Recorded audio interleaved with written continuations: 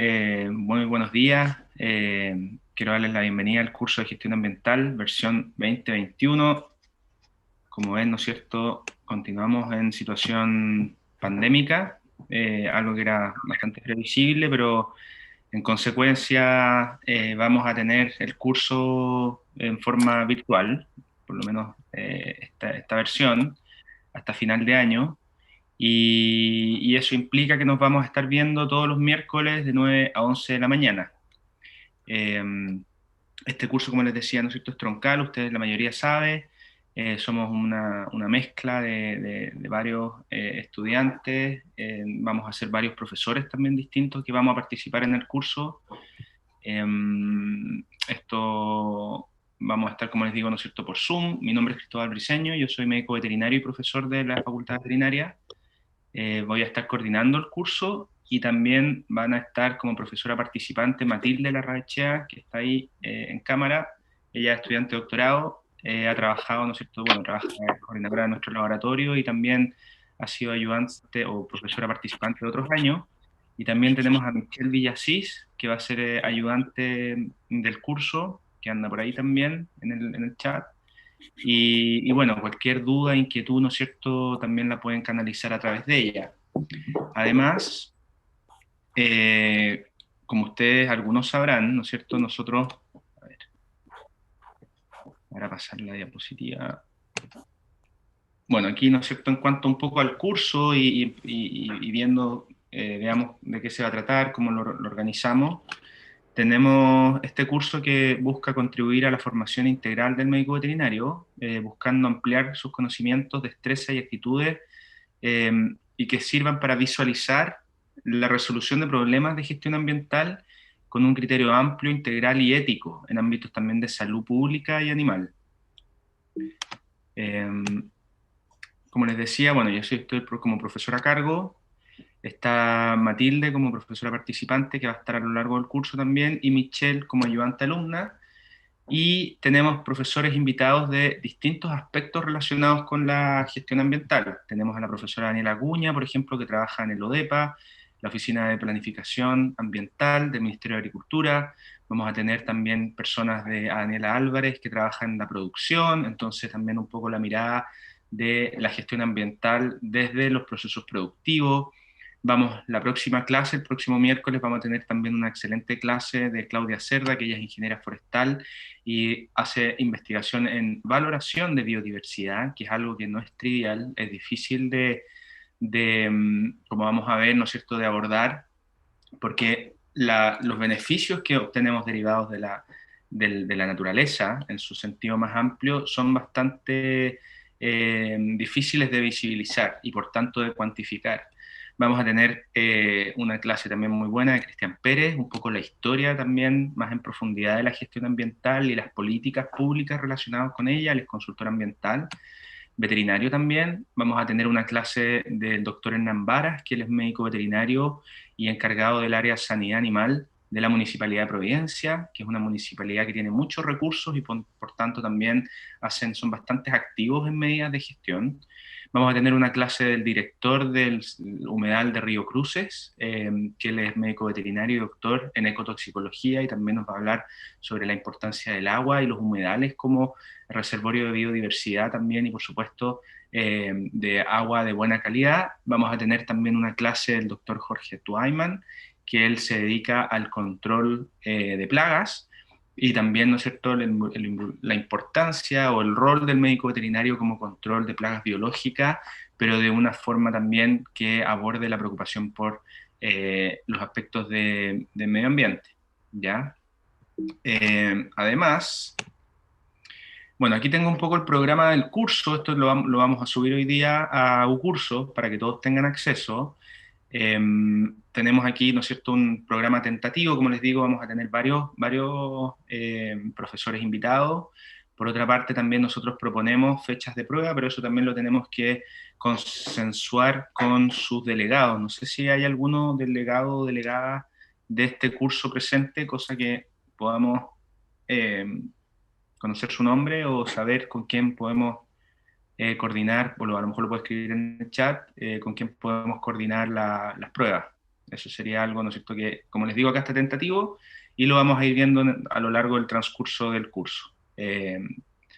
Tenemos, ¿no es cierto?, ahí no sé, bueno, yo no veo los chats, pero me imagino que Matilde o Michelle pueden ver si es que... Sí. Ahí habló Nicole y perfecto. Araceli son las delegadas.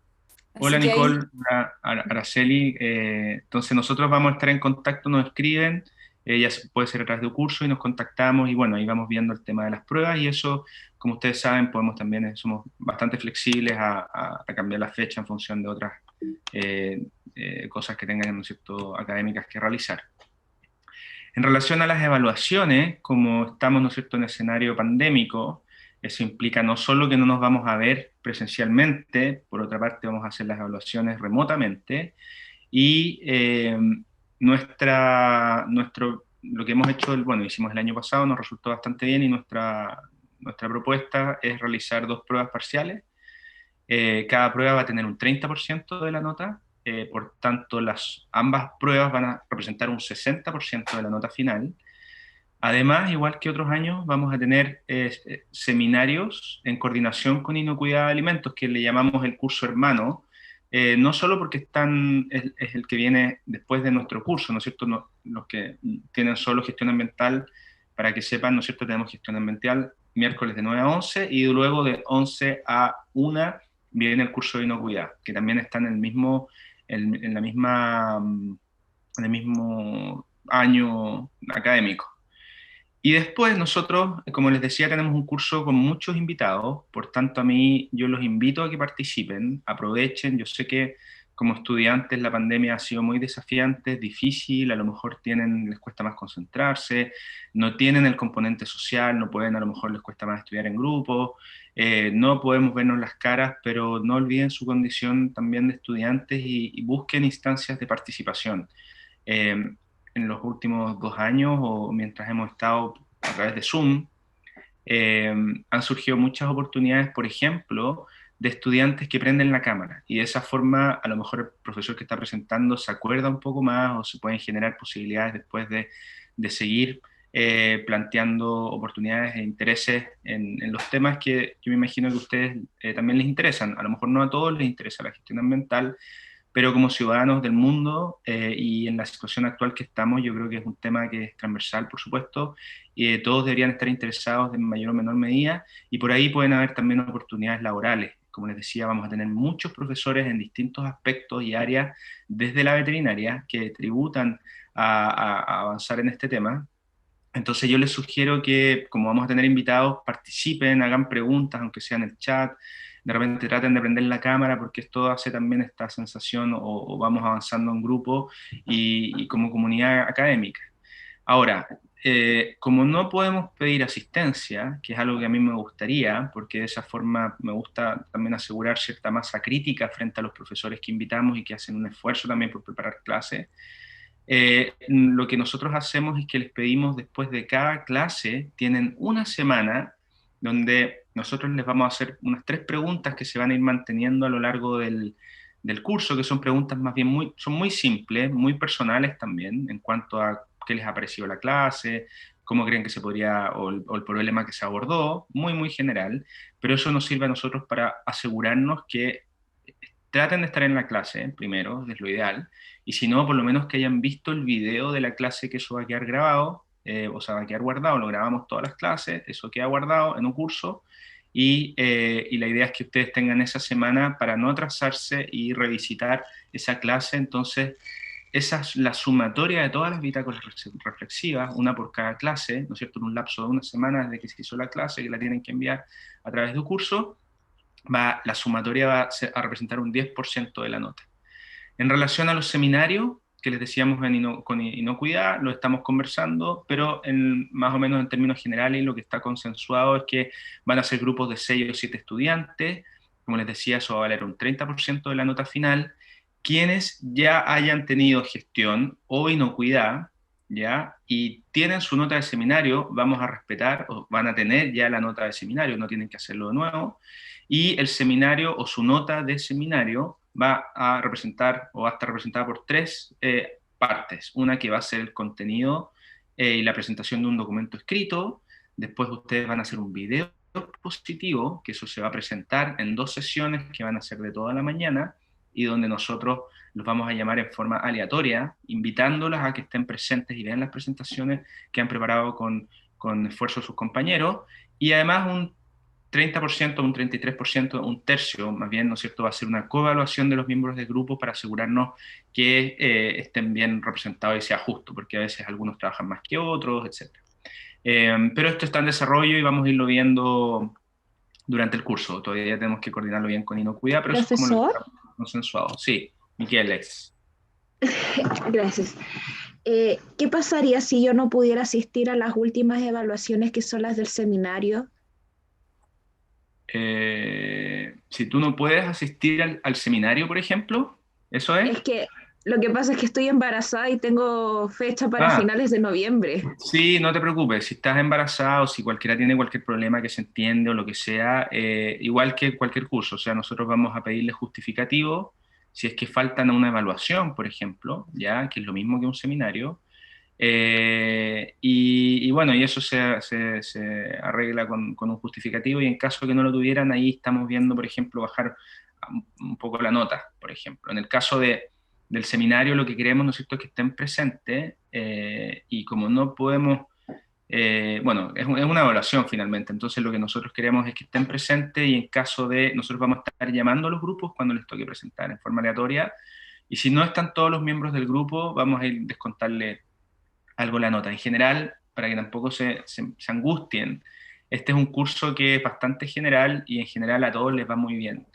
Eh, por otra parte, también quiero aprovechar de comentarles que a los estudiantes, yo sé que este es un curso donde vamos a tener varios estudiantes de reválida, ¿no es cierto?, que están validando, que son veterinarios, que han estudiado en otros lugares y que la Universidad de Chile es el ente o la única universidad que valida títulos, ¿no es cierto?, de veterinaria, y por tanto los colegas que han estudiado en otros lugares hace más tiempo, por ejemplo, y hay algunos temas nuevos que no han abordado, eso nosotros lo pedimos para validar el título, entonces vamos a tener probablemente colegas de reválida, y en ese caso, como puede ser que no conozcan un curso y que no conozcan la mecánica que nuestros estudiantes de pregrado están más acostumbrados, también les ofrecemos, si les interesa, una capacitación de curso. O sea, podemos juntarnos, no sé, un día, una hora o 2 horas por Zoom, como estamos, y si tienen dudas y quieren también profundizar en el uso de esta herramienta, nosotros también encantados de hacerlo.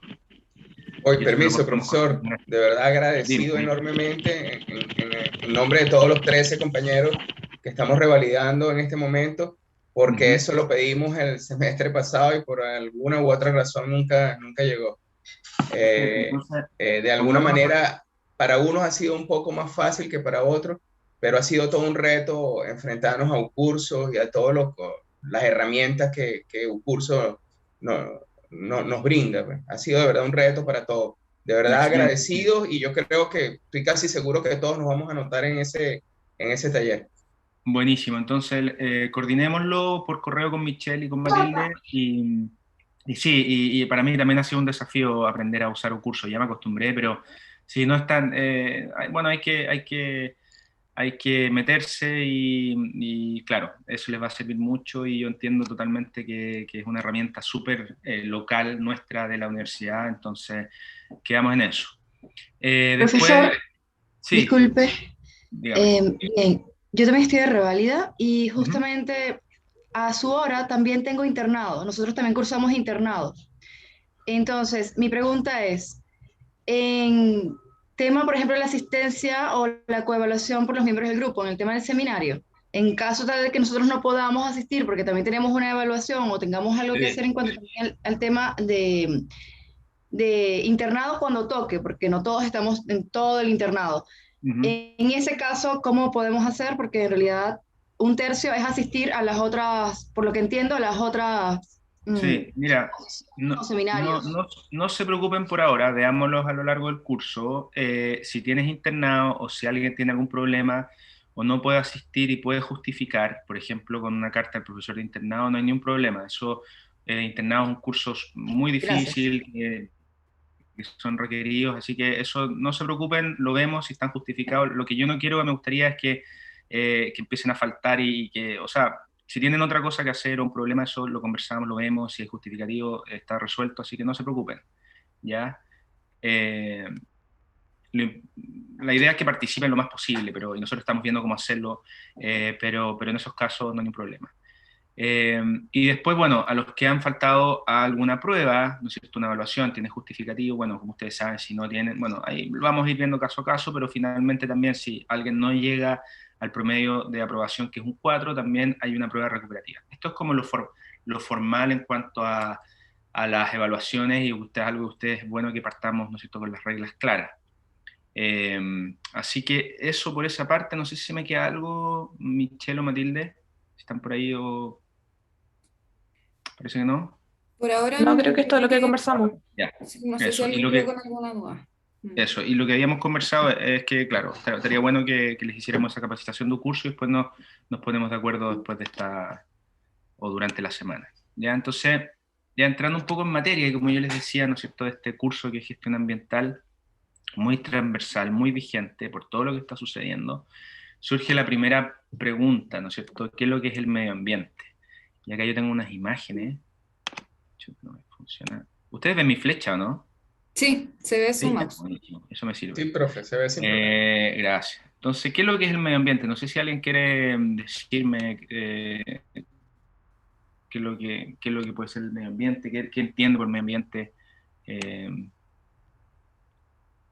Aquí estoy poniendo, ¿no es cierto?, distintas imágenes de lugares naturales de Chile, nuestra cordillera, Araucaria araucana, ¿no es cierto?, un árbol muy antiguo de nuestra zona, y unas nalcas también del sur de Chile, puma concolor, un guanaco, parte de nuestra megafauna o animales, ¿no es cierto?, muy grandes o conspicuos que tenemos, chinchillas, también especie amenazada en nuestro territorio, el zorro culpeo, uno de los 3 especies de zorro que tenemos, ¿no es cierto?, parte de elementos de los espacios naturales que tenemos.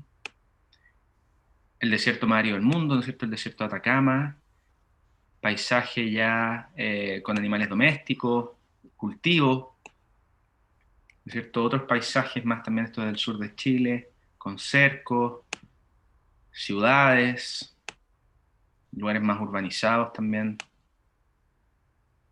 impactos relacionados de la presencia del ser humano. Todo eso, ¿no es cierto?, es parte de esta palabra, que es muy amplia. Medio ambiente es una palabra ¿no es cierto?, que abarca mucho, que es muy contexto dependiente y que tiene distintos niveles también. Puede ser un término algo ambiguo. En realidad, medio ambiente es lo que nos rodea y tiene diversas formas, ¿no es cierto?, tanto prístinas como más, más intervenidas por el ser humano. Medio ambiente se define como medium, entorno y ambiente de rodear. Por tanto, es un pleonasmo. Pleonasmo es una palabra un término que es redundante. Por ejemplo, salir hacia afuera, eso es un pleonasmo. Entonces, medio ambiente son, ¿no es cierto?, 2 palabras que forman este concepto de lo que nos rodea, nuestro entorno, por primera vez utilizado, no sé, por Hipócrates hace unos 400 años antes de Cristo, en una obra muy famosa que tiene aires, aguas y lugares. Y aquí él es muy visionario, por supuesto. Hay un micrófono abierto, parece. Aquí en esta obra él es muy visionario porque destaca la importancia del ambiente como causa de enfermedad, ¿ya? Entonces, este ambiente que nos rodea, que nos nutre, que que nos protege, que nos desafía, también eventualmente puede ser un factor que nos genere algún tipo de problema si este medio ambiente está alterado, por ejemplo, no está tampoco es saludable. Entonces, según las Naciones Unidas, el medio ambiente se define como la totalidad de las condiciones externas que afectan a la vida, el desarrollo y la supervivencia de un organismo, cualquiera que sea. Hay una teoría general de sistemas también que considera que el ambiente es un complejo de factores externos que actúan sobre un sistema y van a determinar su curso y su existencia, su curso en el tiempo. Tenemos también factores externos, como pueden ser, por ejemplo, el mismo medio físico. Yo mostraba la cordillera, eso va a determinar, ¿no es cierto?, variables, bueno, la altitud, la temperatura, la cantidad de oxígeno en el aire, todo eso son características físicas. Tenemos también la geología, ¿no es cierto? Hace algunos días un pequeño temblor, no sé si lo sintieron, a lo mejor el colega de Limache lo sintió. Tenemos también, ¿no es cierto?, el medio biológico, la población humana. Nunca habían existido tantas personas en el planeta como existen actualmente. Ya somos más de 7.000 millones de personas en el mundo. Hemos llegado a todos los rincones del planeta y somos una especie que tiene un uso muy intensivo de los recursos. Por tanto, somos muchos. No solo somos muchos, sino que estamos en todo el planeta. También hemos, a través de la revolución médica, ¿no es cierto?, todo el desarrollo tecnológico relacionado con la medicina, hemos podido desafiarnos como especie. Y si en la Edad Media el promedio de vida eran los 35 años, actualmente el promedio de vida está sobre los 70 años. Por tanto, también vivimos más tiempo. Eso implica que dejamos una huella por más tiempo. Y no solo eso, el uso que tenemos de los recursos es altamente intensivo y tenemos una gran rotación de elementos, ¿no es cierto?, tecnológicos, tenemos una gran huella de contaminación. Eso se ha visto, por ejemplo, también con la pandemia, como mascarillas que uno empieza a encontrar ya como una basura o algo que se encuentra en distintos lugares, y eso tiene que ver también con el ser humano. Por tanto, nosotros también determinamos como medio biológico lo que es el ambiente. La flora, la fauna, ¿no es cierto?, que muchas veces ha coevolucionado en un lugar durante mucho, mucho tiempo, pero otras veces también son especies invasoras que llegan y empiezan a modificar este entorno. Pero también tenemos un medio socioeconómico. Cómo está, en este caso, el ser humano y la sociedad en el lugar, que eso determina también la urbanización, la calidad, ¿no es cierto?, de los recursos que pueden haber disponibles. El uso de los recursos también puede determinar cosas como desastres naturales. En el caso de los que viven en Santiago, algo que sucedía bastante hace algunos años, a veces sucede también, tiene que ver con los aluviones, y eso puede ser consecuencia de la sobreexplotación de la vegetación que está en la montaña o en las pendientes, ¿no es cierto?, que en la medida que se empiezan a desnudar los cerros, hay más escurrimiento, hay más erosión, y eso puede redundar en deslizamientos de tierra también. Las Naciones Unidas ya tienen su primera conferencia, organizan las Naciones Unidas, ¿no es cierto?, este concilio de naciones, organizan una primera reunión preocupadas por el medio ambiente. Esta es la primera reunión conocida, la más importante, que se conoce como la reunión de Estocolmo. Y en esta, el año 1972, ellos definen que el medio ambiente es un conjunto de componentes físicos, químicos y biológicos, sociales también, ya incorporando el factor humano, capaces de causar efectos directos o indirectos en un plazo corto o largo sobre los seres vivos y las actividades humanas. Como les digo, una definición más amplia, y una que es muy, por supuesto, muy importante de conocer. Esto está como parte de nuestra legislación en la Ley de Bases Generales de Medio Ambiente 19.300, que la vamos a ver con más profundidad en la clase de Cristian Pérez. Define, según nuestra legislación, al medio ambiente como el sistema global constituido por elementos naturales y artificiales de naturaleza física, química o biológica, sociocultural también, pero también sus interacciones que están en permanente cambio por la acción humana o natural, y que va a regir y condicionar la existencia y desarrollo de la vida en sus múltiples manifestaciones. Por tanto, en todos los organismos también que están o que son parte de este ambiente, que lo define, pero que también lo influencia. Y se define también un medio ambiente libre de contaminación, aquel en que los contaminantes se encuentren en concentraciones y periodos inferiores a aquellos susceptibles de constituir un riesgo a la salud de las personas, a la calidad de vida de la población o a la preservación de la naturaleza o la conservación del patrimonio ambiental. Y esto está definido dentro de la Ley de Bases Generales del Medio Ambiente, ¿no es cierto?, donde ya empiezan a preocupar, ¿no es cierto?, los temas de, por ejemplo, contaminación, que es una de las amenazas más importantes a la biodiversidad. Y como ven, ¿no es cierto?, que ya legalmente la contaminación se considera sobre un nivel que se supone inocuo para la población humana o los seres vivos. Pero también, como sabemos, en muchos casos eso depende de otras cosas, como la tecnología, para poder detectar cuáles son los niveles de inocuidad, o poder detectar un contaminante, o poder saber, ¿no es cierto?, si efectivamente un contaminante puede o no tener efecto. Un caso yo creo que es muy emblemático, tiene que ver con el síndrome de colapso de las colmenas y cómo han estado muriendo abejas en todo el mundo como consecuencia, ahora sabemos, y retrospectivamente, por un químico que es el neonicotinoide, ¿no es cierto?, que es un agroquímico, y que eso sería, ¿no es cierto?, parte o responsable de esta gran mortalidad de tan importantes polinizadores. Profesor, Sí. hay una persona que tiene la mano Gracias, Michelle. levantada. A ver, buenísimo. Eso yo no veo las cosas, me parecen, pero no veo el chat, así que ustedes me van ayudando. Profes, si yo consulta, Sí. En la definición de medio ambiente libre de contaminación, ¿se contabilizan la contaminación acústica? Buena pregunta. En realidad las definiciones legales son muy generales. Entonces son como marcos legales y, como yo decía, depende mucho de repente aspectos tecnológicos o más preocupaciones locales, o a veces surgen temas específicos porque la sociedad los levanta, ¿ya?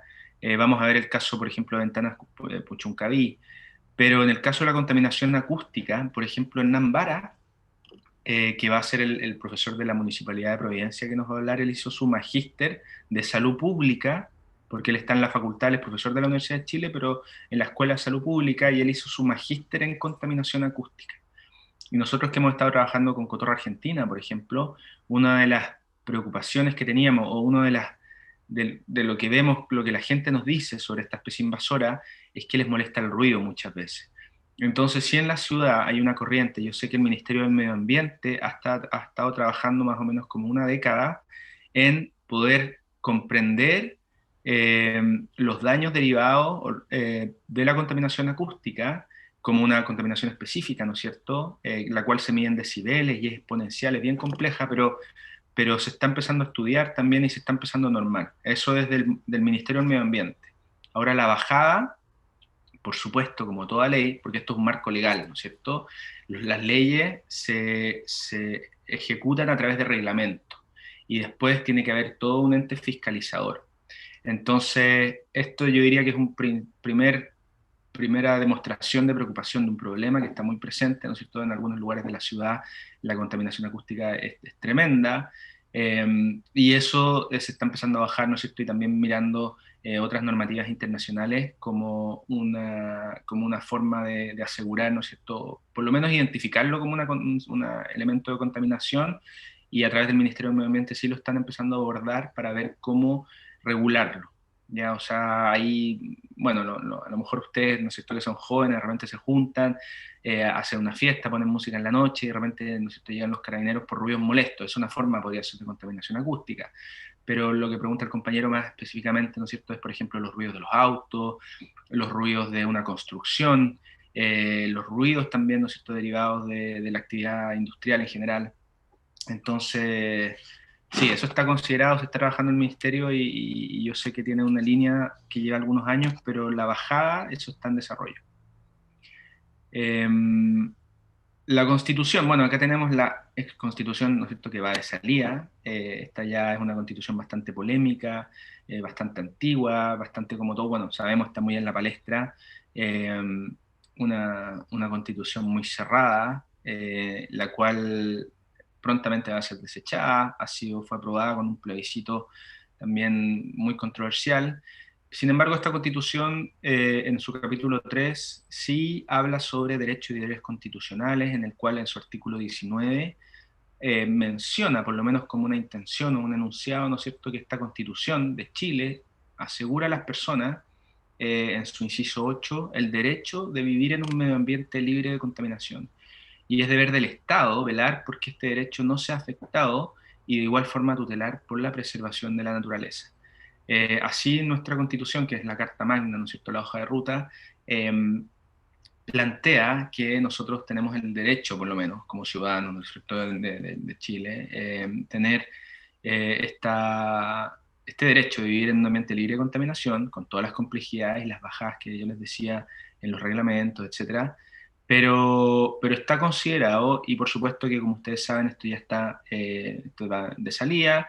Sin embargo, hay otras constituciones que son interesantes de mirar, por ejemplo, la constitución del Estado Plurinacional de Bolivia, que considera también la naturaleza como un ente que también hay que cuidar. No me acuerdo el texto, no lo tengo escrito, pero es interesante porque también, bueno, como está, como les digo, tenemos que estar muy atentos a lo que se está gestando ahora por nuestros los delegados constitucionalistas que se eligieron, estos 155 que están trabajando, llevan un mes trabajando, porque hay mucho y van a haber también probablemente plebiscitos. Esto tiene también un plebiscito de salida para que lo aprobemos, y es un tema interesante que yo creo que sería importante que nosotros como ciudadanos, como veterinarios, futuros veterinarios, como estudiantes también, estemos atentos, porque esto va a determinar el futuro o el marco legal del país en los próximos probablemente 30, 40 años.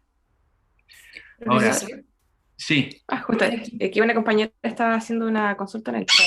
Michelle, a ver, ¿qué dice? Oh, hay un... Profe, ¿y la contaminación lumínica?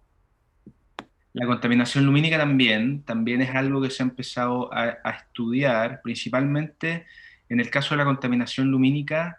Yo diría que se ha empezado a generar una preocupación por parte de, principalmente, por ejemplo, yo diría que los ornitólogos en el estudio de las aves, como ustedes saben, las aves, bueno, como pueden volar, muchas de ellas también tienen rutas migratorias. Hay una ruta migratoria importante entre Sudamérica y el hemisferio norte, Norteamérica, donde hay aves que hay alguna que es la limosa hemática, por ejemplo, el zarapito de pico recto, que hace una migración desde Tierra del Fuego hasta Alaska, o sea, cruza toda América.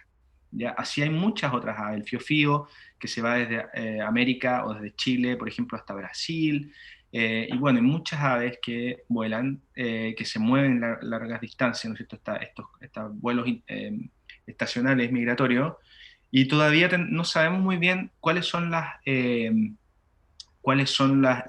señales que utilizan para ubicarse. Hay teorías, algunos han planteado que pueden ser los campos electromagnéticos, otros plantean que pueden ser también las estrellas. Probablemente hay variaciones entre las distintas especies, quienes vuelan de noche, quienes vuelan de día, etcétera.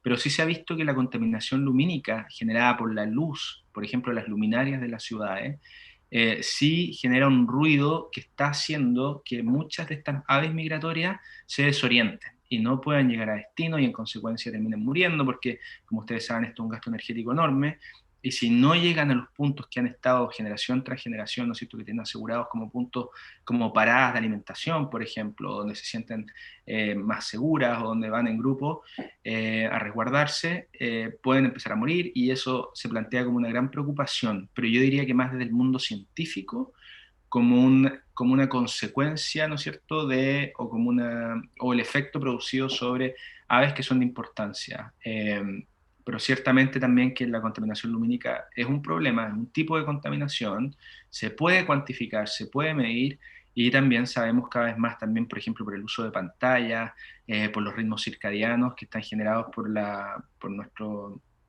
melatonina, por ejemplo, ¿no es cierto?, que la luz también artificial genera un impacto, y eso está considerado ahora mucho menos avanzado que otros tipos de contaminación. O sea, yo diría que la contaminación tiene algunos elementos que son los más preocupantes, o los que más importan en términos generales, y por tanto están más normados. Por ejemplo, los agroquímicos, por ejemplo, la contaminación de las aguas a través de los efluentes. Han habido casos emblemáticos, como fue el caso del humedal de Río Cruces, que vamos a tener al director del humedal que se gestó como medida compensatoria a partir de la Río Cruces por derivados, ¿no es cierto?, de una empresa papelera que estaba eliminando con sus efluentes químicos que terminaron matando el alimento de los cisnes, y por eso los cisnes hace 2006 se empezaron a encontrar cisnes de cuadrillo negro, ¿no es cierto?, en Valdivia, absolutamente desorientados, debilitados, porque no podían comer, principalmente por inanición, que no podían volar, que empezaron a morir, y eso levantó a la ciudadanía para oponerse a esta papelera, ¿no es cierto?, y empezar a exigir medidas desde el Estado o desde los gobiernos locales, lo que llevó, ¿no es cierto?, a una investigación donde se tomaron muestras, se determinó responsable y en consecuencia ahora tenemos, ¿no es cierto?, este centro que está haciendo educación, que está haciendo investigación, que está financiado por 10 años por esta papelera para poder mitigar el efecto de contaminación que produjo. Entonces, en general, y históricamente, como vamos a ver, siempre que se avanza en un tema, sobre todo en temas de contaminación, ha sido porque ha habido un desastre natural que ha marcado el piso o que ha generado la preocupación, porque hay mucha contaminación que ha sido muy silente también, o que los efectos de la contaminación también, que son por ejemplo por acumulación, también se ven muy en el largo plazo. Entonces, eso, como yo diría que la punta de flecha en estos temas tiene que ver también cuando han habido desastres, cuando han habido problemas, y donde la gente y la ciudadanía se manifiesta o exige medidas. Por tanto, de igual forma que la contaminación acústica, si hay personas que empiezan a clamar o a pedir regulación al respecto, porque no pueden dormir, porque ya hay niveles de ruido, ¿no es cierto?, que no permiten una vida tranquila, también se puede exigir y probablemente eso va a ir moviendo este límite o esta definición legal en cuanto a estos temas. Ahora, hay un conflicto, ¿no es cierto? Tenemos por una parte, yo les mostraba las imágenes de naturaleza prístina, lo que uno entiende como un espacio natural, ideal, un cuadro, ¿no es cierto?, pastoril bucólico, versus el desarrollo. También, ¿no es cierto?, es algo que muchas naciones lo exigen como un derecho. Por ejemplo, está el caso de más patente, tenemos a China, ¿no es cierto?, que es una gran potencia, 2.000 millones de personas en una economía bastante, bueno, bastante manejada por un sistema, bueno, político bastante polémico también, pero lo importante es que ellos están generando un desarrollo muy importante tecnológico, un desarrollo económico muy grande, y ellos están generando también en consecuencia niveles de contaminación muy altos. Y cuando los países del primer mundo, como Europa, ¿no es cierto?, Estados Unidos, principalmente Europa, que ya podríamos decir que viene de vuelta en temas de ambientales, donde ellos ya agotaron los recursos, donde ellos a través del colonialismo llegaron a distintos lugares del globo, donde generaron un gran impacto y donde ahora sus espacios se les están quedando chicos, ¿no es cierto?, donde ya han tenido grandes niveles de contaminación, ellos han sido pioneros en temas ambientales naturales. Y ellos ahora están pidiendo, por ejemplo, en temas globales como el cambio climático, que se reduzcan las emisiones. Y por otra parte, hay naciones que están en pleno desarrollo, que están en crecimiento económico tremendo, y que ellos dicen, bueno, pero ahora nosotros nos piden que nosotros tomemos medidas, ¿no es cierto? Pero los otros países lo estuvieron haciendo por mucho, mucho tiempo. Entonces también hay temas políticos, geopolíticos también, y este conflicto entre ambiente, ¿no es cierto?, naturaleza y desarrollo económico, desarrollo industrial, por ejemplo. Entonces, tenemos este conflicto, sabemos también que hay muchos recursos que están siendo sobreexplotados, por ejemplo, los recursos pesqueros. Estos recursos son naturales, ¿no es cierto?, como ustedes saben, no son infinitos. También tenemos, ¿no es cierto?, el agotamiento de los recursos, cada vez que ya más patente cómo algunos de estos recursos se están agotando. Eso está generando la sobreexplotación de los recursos, pérdida de biodiversidad también, y destrucción de hábitat, a través, por ejemplo, de la destrucción de los mismos hábitats o la fragmentación de ellos. Y esto está generando procesos de degradación, por ejemplo, en el caso del cambio climático, ya sabemos que está aumentando la erosión de los suelos, tenemos procesos de contaminación de aire, agua y también suelos. Y esto, como les decía en términos globales, por ejemplo, está generando problemas que van en aumento, que son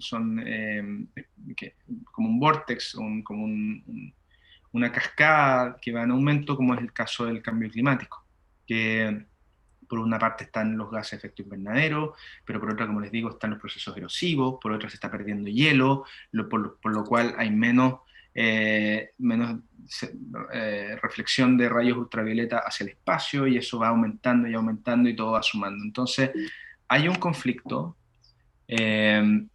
y un poco en la historia de cómo surge, ¿no es cierto?, la preocupación ambiental, un poco lo que estamos hablando, ¿no es cierto?, esto de dónde nace esta legislación, de dónde nace la preocupación, de por qué se pone en la agenda política como temas importantes. Ahora han visto los candidatos, ¿no es cierto? Todos en mayor o menor medida hablan sobre el tema ambiental, hablan sobre la naturaleza o los espacios naturales sin contaminación, y eso tiene que ver también cómo la ciudadanía va poniendo estos temas en la agenda política. Entonces, la primera denuncia pública, que es muy interesante y que surge a través, ¿no es cierto?, de este impacto del ser humano. Recordemos que, o como vamos a ver, ¿no es cierto?, la revolución industrial, ¿no es cierto?, esta capacidad, esta máquina que se inventa, o el motor, ¿no es cierto?, a vapor, que inventan los ingleses y que permiten mecanizar procesos que antes se hacían a mano, costuras, etcétera, industria, en los años 1800, permite que el ser humano, ¿no es cierto?, pueda tener mayor prosperidad, se abren los mercados, se empieza a generar la producción masiva de elementos, pero eso también trae consigo grandes niveles de contaminación derivados de el combustible necesario para echar a andar esas máquinas, que en esa época era carbón, combustible fósil, que se quemaba, ¿no es cierto?, que generaba bastante contaminación. Y después de eso empezamos a ver, ¿no es cierto?, grandes desastres naturales. Uno de ellos, y relacionados con un contaminante, lo pone en la palestra o en la agenda pública una bióloga que escribe un libro que se llama, la bióloga es Rachel Carson, muy famosa, y ella hace la primera denuncia pública con este libro que se llama Silent Spring, que es la primavera silenciosa. Y lo que sucede es que en el gobierno de Estados Unidos se genera una preocupación derivada de la malaria y los mosquitos en espacios como los manglares o los lugares, ¿no es cierto?, más tropicales como Florida, donde el gobierno decide, como una decisión estratégica para bajar los niveles, ¿no es cierto?, de este parásito que es vectorizado por dípteros, por mosquitos, utilizar un químico que es el DDT, ya que tiene una gran persistencia en el ambiente, y hay imágenes muy impactantes que muestran, ¿no es cierto?, cómo se aplica con un aspersor, ¿no es cierto?, en todos los ríos, aguas, sobre todo aguas estancadas, y como ustedes saben, este DDT puede persistir muchos años en el ambiente, y no solo va a matar a los mosquitos, sino que también es un insecticida que va a terminar matando, ¿no es cierto?, otras formas de vida que deberían estar en ese lugar, que aceleran procesos que son importantes para, por ejemplo, la formación del suelo. Entonces, ella hace esta primera denuncia a través de este libro, que dice, cito, todo ser humano está ahora en contacto con productos químicos peligrosos, desde el momento de su concepción hasta su muerte. En menos de 2 décadas de uso, era muy incipiente en ese momento, pero los plaguicidas sintéticos han sido tan ampliamente distribuidos a través del mundo animado e inanimado que se encuentran virtualmente en todas partes. Y ella llama o le llama a su libro Primavera Silenciosa, porque ella dice, si seguimos usando estos químicos, vamos a matar probablemente a todos los insectos, y cuando se mueran los insectos se van a morir las aves, y después vamos a tener un bosque que no va a tener sonido, o que no van a estar los elementos, ¿no es cierto?, naturales, y por tanto va a ser un bosque totalmente silencioso. Y por esto, ¿no es cierto?, se genera el movimiento medioambientalista de los años 60, ¿no es cierto?, ya pidiendo, clamando por un ambiente libre de contaminación, y esto le valió a Rachel Carson ser una de las personas más influyentes del siglo pasado por la revista Times. Imagínense, una de las 100 personas más importantes del siglo XX. Contaminación atmosférica también fue muy importante. Por ejemplo, en el año 1952 está registrado como la gran niebla, del inglés Great Smoke. Como ustedes saben, smoke es una contracción de 2 palabras, smoke, que es humo, y fog, que es niebla. Entonces, smog es como una niebla de humo. Y eso en el año 52 se cruzaron 2 elementos. Uno, ¿no es cierto?, mucho frío. El frío, como ustedes saben, contrae la masa de atmósfera de aire, con mucha quema de carbón, con mucha carbón para mantener calor en las casas, también carbón de esta industria derivada de este gran éxito industrial productivo a través de, ¿no es cierto?, industria, y que justo junto a baja temperatura cubrió la ciudad durante 5 días, o sea, hubo una nube de smog, como la que hay ahora en Santiago, ¿no es cierto?, pero mucho más densa, y que duró 5 días, y que después retrospectivamente se vio que llevó a la muerte de unas 12.000 personas durante ese invierno. Se cree, y como les digo, retrospectivamente se vio que 12.000 personas habrían muerto por estos 5 días consecutivos de gran contaminación, y esa es una foto que muestra, ¿no es cierto?, el nivel de contaminación que tenían. Y eso generó, a partir de este evento, se empiezan a generar nuevos reglamentos para restringir el uso de combustibles en la industria, por ejemplo, que se considera como uno de los elementos más contaminantes, y normas legales que llevaron a estos actos que se llaman en Inglaterra y en Estados Unidos, que son como, son nuevas leyes derivadas, ¿no es cierto?, de estos problemas. Entonces tenemos un Clean Air Act de 1956 y otro que se hizo en 1968. Y eso vendría siendo como nuestras emergencias ambientales, nuestras preemergencias, ¿no es cierto?, que van limitando esta gran cantidad de contaminación. Y aquí tenemos un gráfico en diciembre de 1952, recordemos que diciembre en Inglaterra es invierno, por tanto hacía mucho frío, y tenemos 3 curvas, la de humo, que es la roja, tenemos en triángulos azules, tenemos la de dióxido sulfúrico, o sulfuroso, perdón, que es uno de los contaminantes del aire, y la curva de muertes. Entonces son 3, ¿no es cierto?, curvas que hacen pensar que esas 12.000 muertes se habrían producido por esto. Otros desastres ambientales importantes que marcaron la historia ambiental fue, por ejemplo, en el caso de los años 50, todos más o menos en la misma época, donde había mucho desconocimiento de los contaminantes, donde se usaban, ¿no es cierto?, cosas químicas, productos químicos que iba creando el ser humano a pasto, o sea, sin mucha limitación. Y, por ejemplo, en Minamata, en los años 50, que es un puerto en Japón, o una costa de Japón, se produjo el envenenamiento por metilmercurio, lo cual se vio que generó un cuadro neurológico muy grave. El mercurio, ¿no es cierto?, estaba generando este cuadro neurológico que se terminó llamando enfermedad Minamata, y se contabilizaron 111 víctimas fatales y más de 400 casos con problemas neurológicos generados por esta contaminación con metilmercurio. Madres que no tenían ni un síntoma dieron a luz a niños gravemente afectados con problemas neurológicos. Y en 1968 el gobierno de Japón anuncia oficialmente que la causa que ellos investigan, ¿no es cierto?, como causa de este problema neurológico en niños fue la ingestión de pescado y de marisco contaminado con mercurio, provocado por los vertidos de una empresa petroquímica que estaba vertiendo este mercurio directamente al mar, y la gente que vivía en la bahía, ¿no es cierto?, que estaba consumiendo estos pescados. Como ustedes saben, el mercurio es un metal, el cual se va bioacumulando, el pez más grande que se va comiendo el pez más chico va aumentando estos niveles de mercurio en la medida que está presente en el ambiente, y generó este problema, y las víctimas fueron, una vez que el Estado reconoce, Japón, que es un problema generado por esta empresa, las víctimas fueron indemnizadas en 1996, o sea, muchos años después. Y ya en el año 2001 se habían diagnosticado casi 3.000 casos de esta enfermedad de Minamata por contaminación con mercurio. Otro caso emblemático en Estados Unidos, el río Cuyahoga en Ohio, se hizo famoso como el río que se incendió, y ahí hay una imagen. Aquí tiene una imagen del río con fuego incendiándose. Imagínense, este es un río que así es actualmente, pero en esa época con fuego, y se reportaron más de 3 incendios entre el 68 y el año 70 que ayudaron también a este movimiento ambiental, ¿no es cierto?, de movimiento ambientalista. Y esto era porque el agua estaba tan contaminada, tenía una gran cantidad de materia, de madera, basura, que la gente iba tirando al río, que no medía las consecuencias, que estaba absolutamente contaminado al punto de poder incendiarse. Y a partir de esto también en Estados Unidos sale de nuevo un acto, que es el Clean Water Act, que acuerda niveles mínimos de calidad de agua, ¿no es cierto?, de los grandes lagos. Y ahí, a partir de ese evento, se genera la EPA, que es muy conocida en Estados Unidos, que es la Environmental Protection Agency, la Agencia de Protección Ambiental Federal, y la EPA también de Ohio, porque es un país, ¿no es cierto?, federal.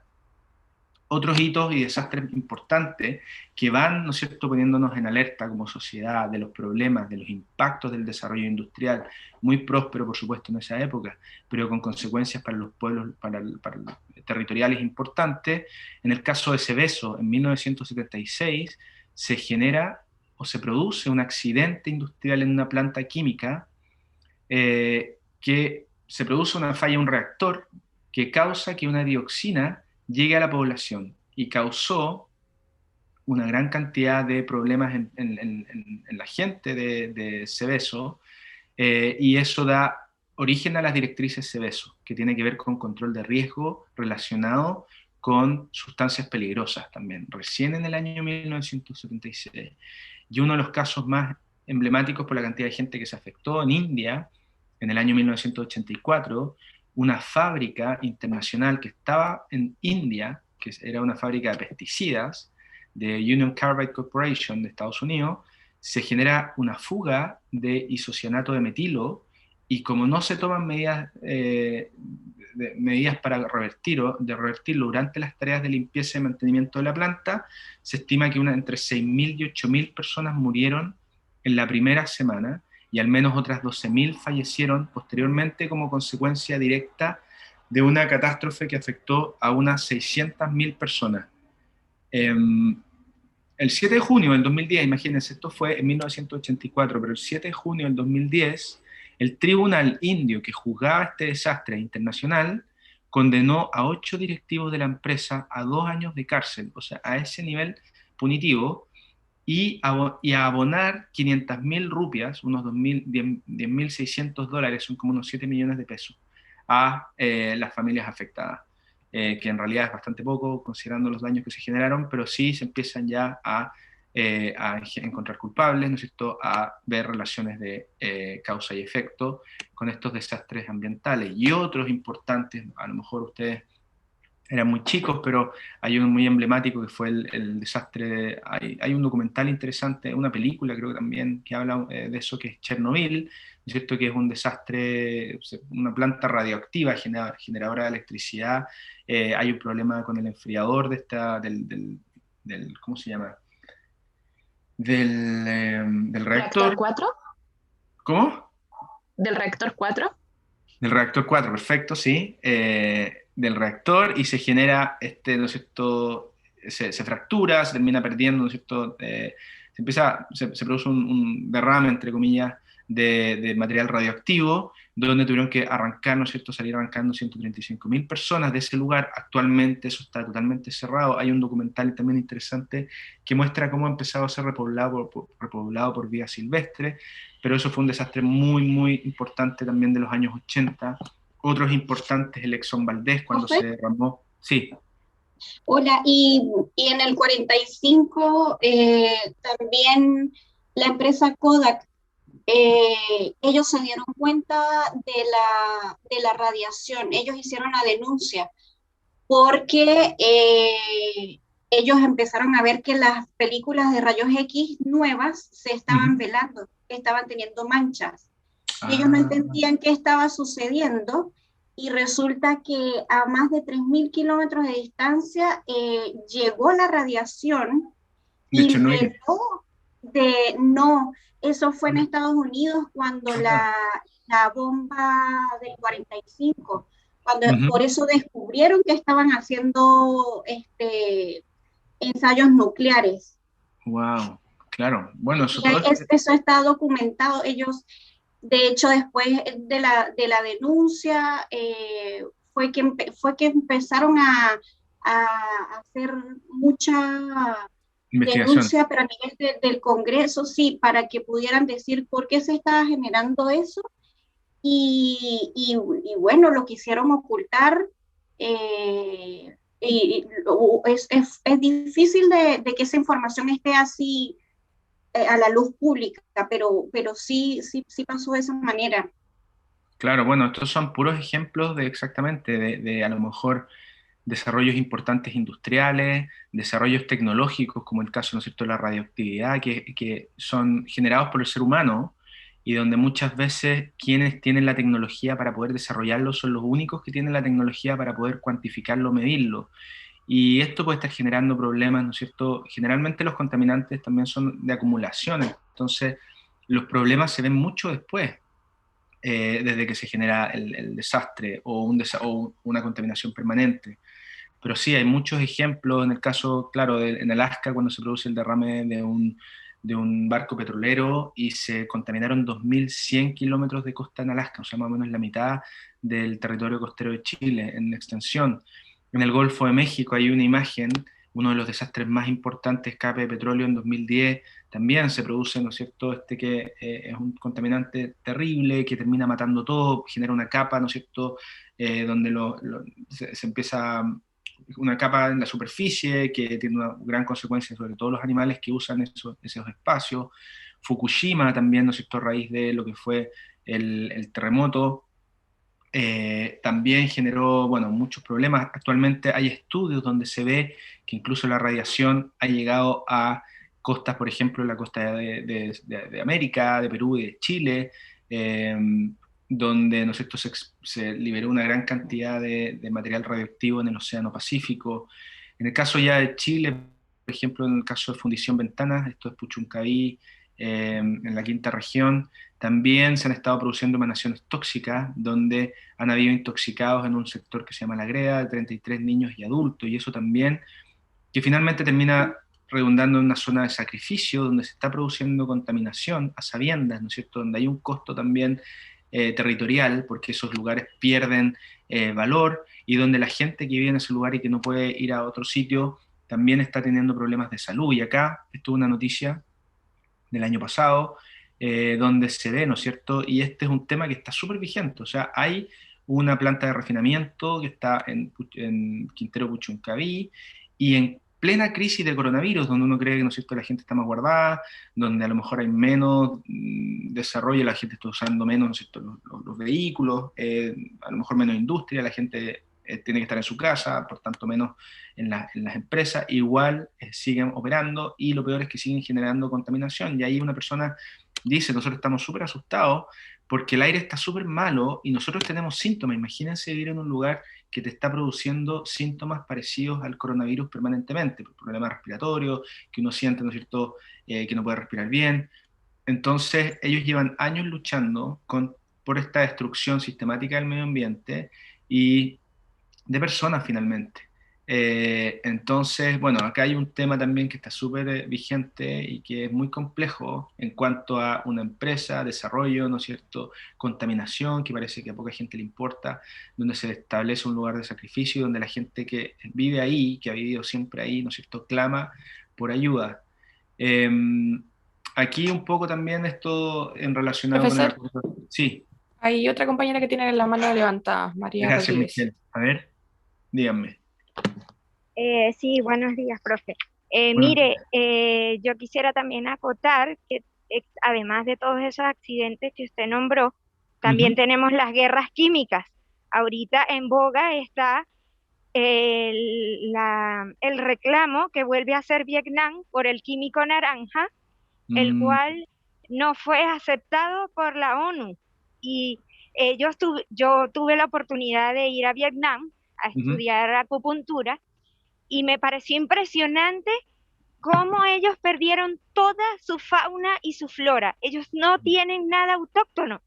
Tuvieron que reconstruir con animales, plantas, todo su país. Ellos no tienen nada de vida natural o vida silvestre que sea propio porque todo murió con el químico naranja.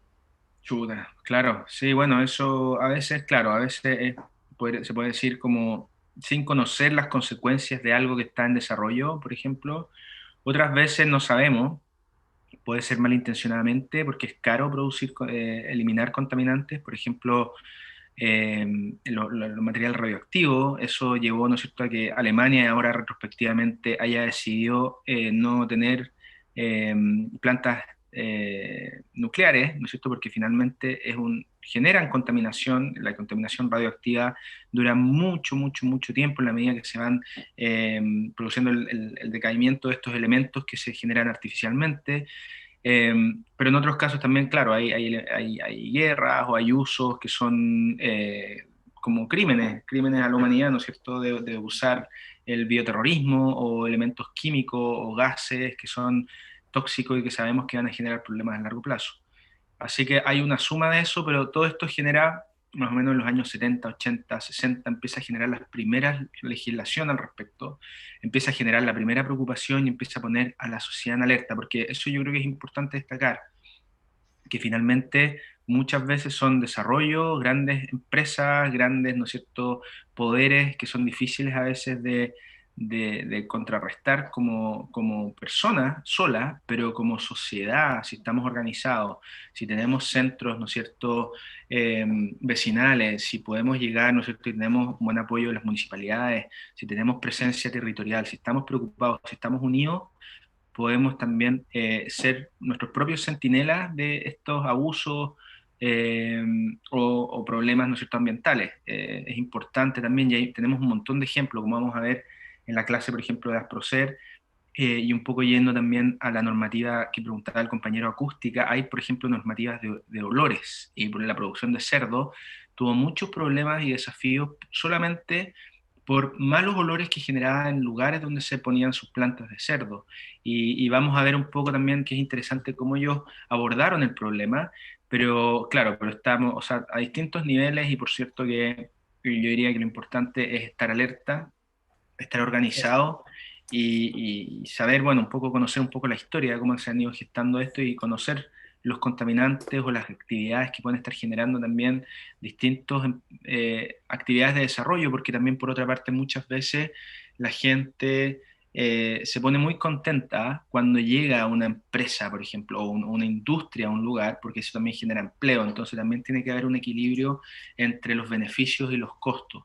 Y es importante que la gente también esté consciente de sus derechos, porque de esa forma también pueden, a veces, incluso como medidas de mitigación, a lo mejor una industria puede estar generando cierto nivel de impacto, si es legal, ¿no es cierto?, si esos niveles aceptables, a lo mejor también va a generar empleo, pero también puede generar otras cosas como beneficios sociales, como, no sé, alguna estructura, un colegio, por ejemplo, por decir algo. Entonces, bueno, lo importante, ¿no es cierto?, yo diría como también mensaje, es que nosotros como ciudadanos, no solo como veterinarios, también tenemos mucho que decir al respecto y tenemos que estar organizados y llevarnos bien con nuestros vecinos para poder tomar acción cuando esto se produce, porque como personas solas no lo podemos hacer. Ahí alguien levantó la mano, parece. Sí, Nikita. Nikita. Gracias, Michelle. Nikita. ¿Nikita? ¿Sí? Parece que no. Bueno. Profe, antes también había una duda en el chat, un comentario de duda que dice de Verónica. Dice, recuerdo que en el año 1997 en Maipú, a raíz de un incendio en una fábrica de materiales de construcción, se dio a conocer el alto contenido de asbesto expulsado al ambiente, afectando a los trabajadores y a los vecinos del lugar, provocando muertes por problemas respiratorios. Los animales también pueden ser afectados por este motivo, ¿no es así? Claro, totalmente. O sea, bueno, eso tenemos que... Nosotros somos animales también y eso podemos extrapolarlo. Por supuesto que hay distintos, como ustedes saben, nuestras mascotas o los animales domésticos a lo mejor tienen distintos niveles de tolerancia, hay distintas susceptibilidades, que eso pueden ser caso a caso, pero distintos niveles de tolerancia, pero sí, ciertamente eso es un poco lo que hemos ido aprendiendo. Les cuento que el asbesto, que es un elemento, ¿no es cierto?, que se obtiene a partir de los elementos fósiles también, un subproducto, por ejemplo, se utilizaba como un aislante de techumbres, ¿ya? Y aprendimos y supimos después, y también por casos de personas que empezaron a presentar problemas de neoplasia, problemas respiratorios también asociados a eso, aprendimos que el asbesto es un carcinogénico. Entonces ahora teníamos, ¿no es cierto?, casi todas las techumbres en el mundo, incluso en Inglaterra, donde yo estudié, estaban cambiando los techos de asbesto porque surgió una ley que dice, bueno, si es carcinogénico no podemos tener los asbestos en nuestros techos porque es un factor de riesgo. Entonces empezaron a cambiar la forma como se aíslan los techos, y de hecho en la facultad veterinaria, que teníamos asbesto, igual que en muchos otros lugares, también se cambiaron las techumbres. Por tanto, sí, y por supuesto que cuando algo se quema, También han habido, ¿no es cierto?, incendios de plantas químicas, por ejemplo. Los humos que pueden emanar de eso, aunque sea accidental, ¿no es cierto?, también pueden ser muy tóxicos. Lo mismo en preemergencia, también la preemergencia, el efecto acumulativo también puede generar problemas en las personas. De igual forma, ¿no es cierto?, podríamos pensar en los animales. Entonces, por eso también se sugiere que cuando hay preemergencia no hay que hacer ejercicio, porque uno se va a agitar, va a respirar más, eventualmente podría aumentar los niveles. Y claro, yo me imagino que los niveles, por ejemplo, de neumoconiosis o de material particulado en los pulmones de personas que viven en la ciudad son mucho más altos, y eso me imagino que lo verán, ¿no es cierto? Se debe ver también retrospectivamente cuando se tiene acceso a eso. Profesor, ahí Nikita escribió en el chat. Dice, bueno. quería preguntar si el Estado es responsable de fiscalizar los desechos de una empresa antes de que repercutan en las personas y animales. ¿Bajo qué criterio sigue funcionando la empresa de ventanas? Dice, entiendo que sea beneficioso que las personas se manifiesten porque da paso a la generación de nuevas normas y leyes, pero eso es algo que debiera estar regulado, ¿no? Claro, eso está regulado, pero como está regulado también tiene muchas imperfecciones porque depende un poco de lo que hemos ido aprendiendo. Y como les decía, esto ha sido un trayecto que ha sucedido, eh, que tiene distintos actores. Porque si pensamos, no sé, en el caso a lo mejor de material radioactivo, que nadie le cabe duda, ¿no es cierto?, que es un elemento muy contaminante que puede generar problemas de neoplasia, que puede generar, ¿no es cierto?, alteración del material genético, y por tanto todas las cosas que podemos pensar, que todos los riesgos que podemos encontrar.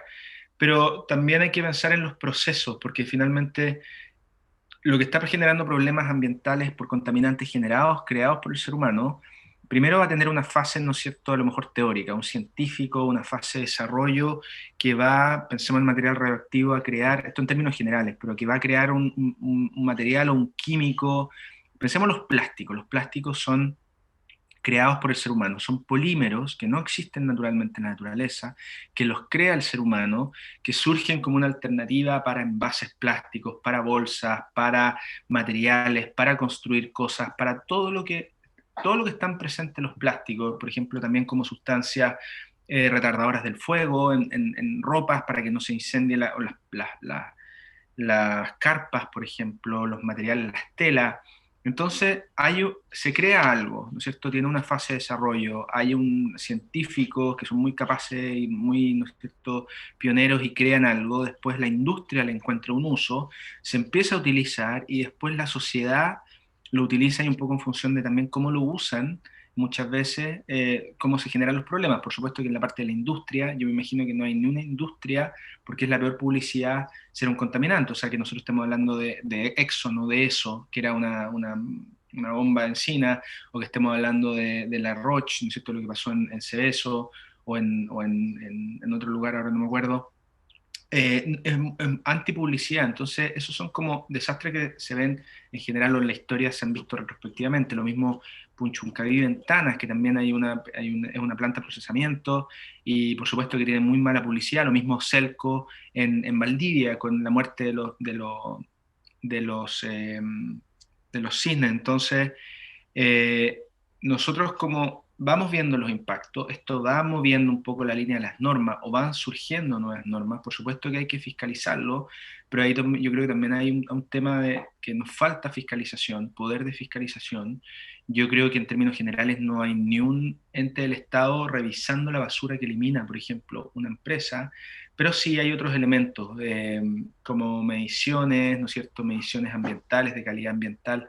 En el caso puntual de Puchuncaví Ventana, yo entiendo que ya se declaró como una zona de sacrificio, es decir, ellos tienen una operación, ellos tienen ciertos límites para operar, es decir, yo no manejo los aspectos técnicos puntuales, pero si ellos, no sé, tienen que producir o generar una cantidad hasta cierto punto, tienen contaminantes, ¿no es cierto?, que no pueden exceder tanto en lo que se produce, que también eso es arbitrario. O sea, tanto en relación a qué, a un lugar limpio, tanto a un lugar contaminado, tanto en relación al mismo lugar hace algunos años, pero ya está declarado como una zona de sacrificio. Eso es un lugar, ¿no es cierto?, que bueno, que van a seguir produciendo el impacto que están produciendo, se supone que en mayor o menor medida, pero también lo que sabemos es que muchas de estas empresas en general, y por una presión también productiva, incluso están dispuestas a pagar las multas, ¿ya? Que a veces incluso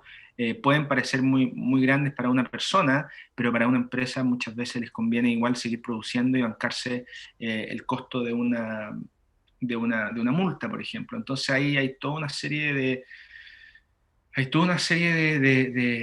otras decisiones, ¿no es cierto?, que son económicas, que son productivas, que son también de cómo se organizan las personas, de cuánto patalean, que por supuesto que es súper injusto, no debería ser así. El Estado debería velar, como dice la Constitución, por ambientes prístinos, naturales, pero está sucediendo en en todos los lugares. De hecho, no sé si vieron ustedes, creo que hace 2 veranos o antes que empezara la pandemia, hablaban de cómo están contaminados, creo que el lago Villarrica, con coliformes fecales y con efluentes de casas de agrado, ¿no es cierto?, de gente rica que tiene su casita en la orilla de la playa y que está vertiendo, ¿no es cierto?, lo que sale de las aguas negras o las aguas grises, ¿no es cierto?, en el lago, y en consecuencia estaban altamente contaminados. Entonces eso está sucediendo a todos los niveles, y lo importante, yo creo, claro, es que nosotros como sociedad estemos atentos y que estemos también exigiendo nuestros derechos como ciudadanos, derivados, ¿no es cierto?, de lo que la norma y el Estado nos puede apoyar. Y hay mecanismos, hay elementos,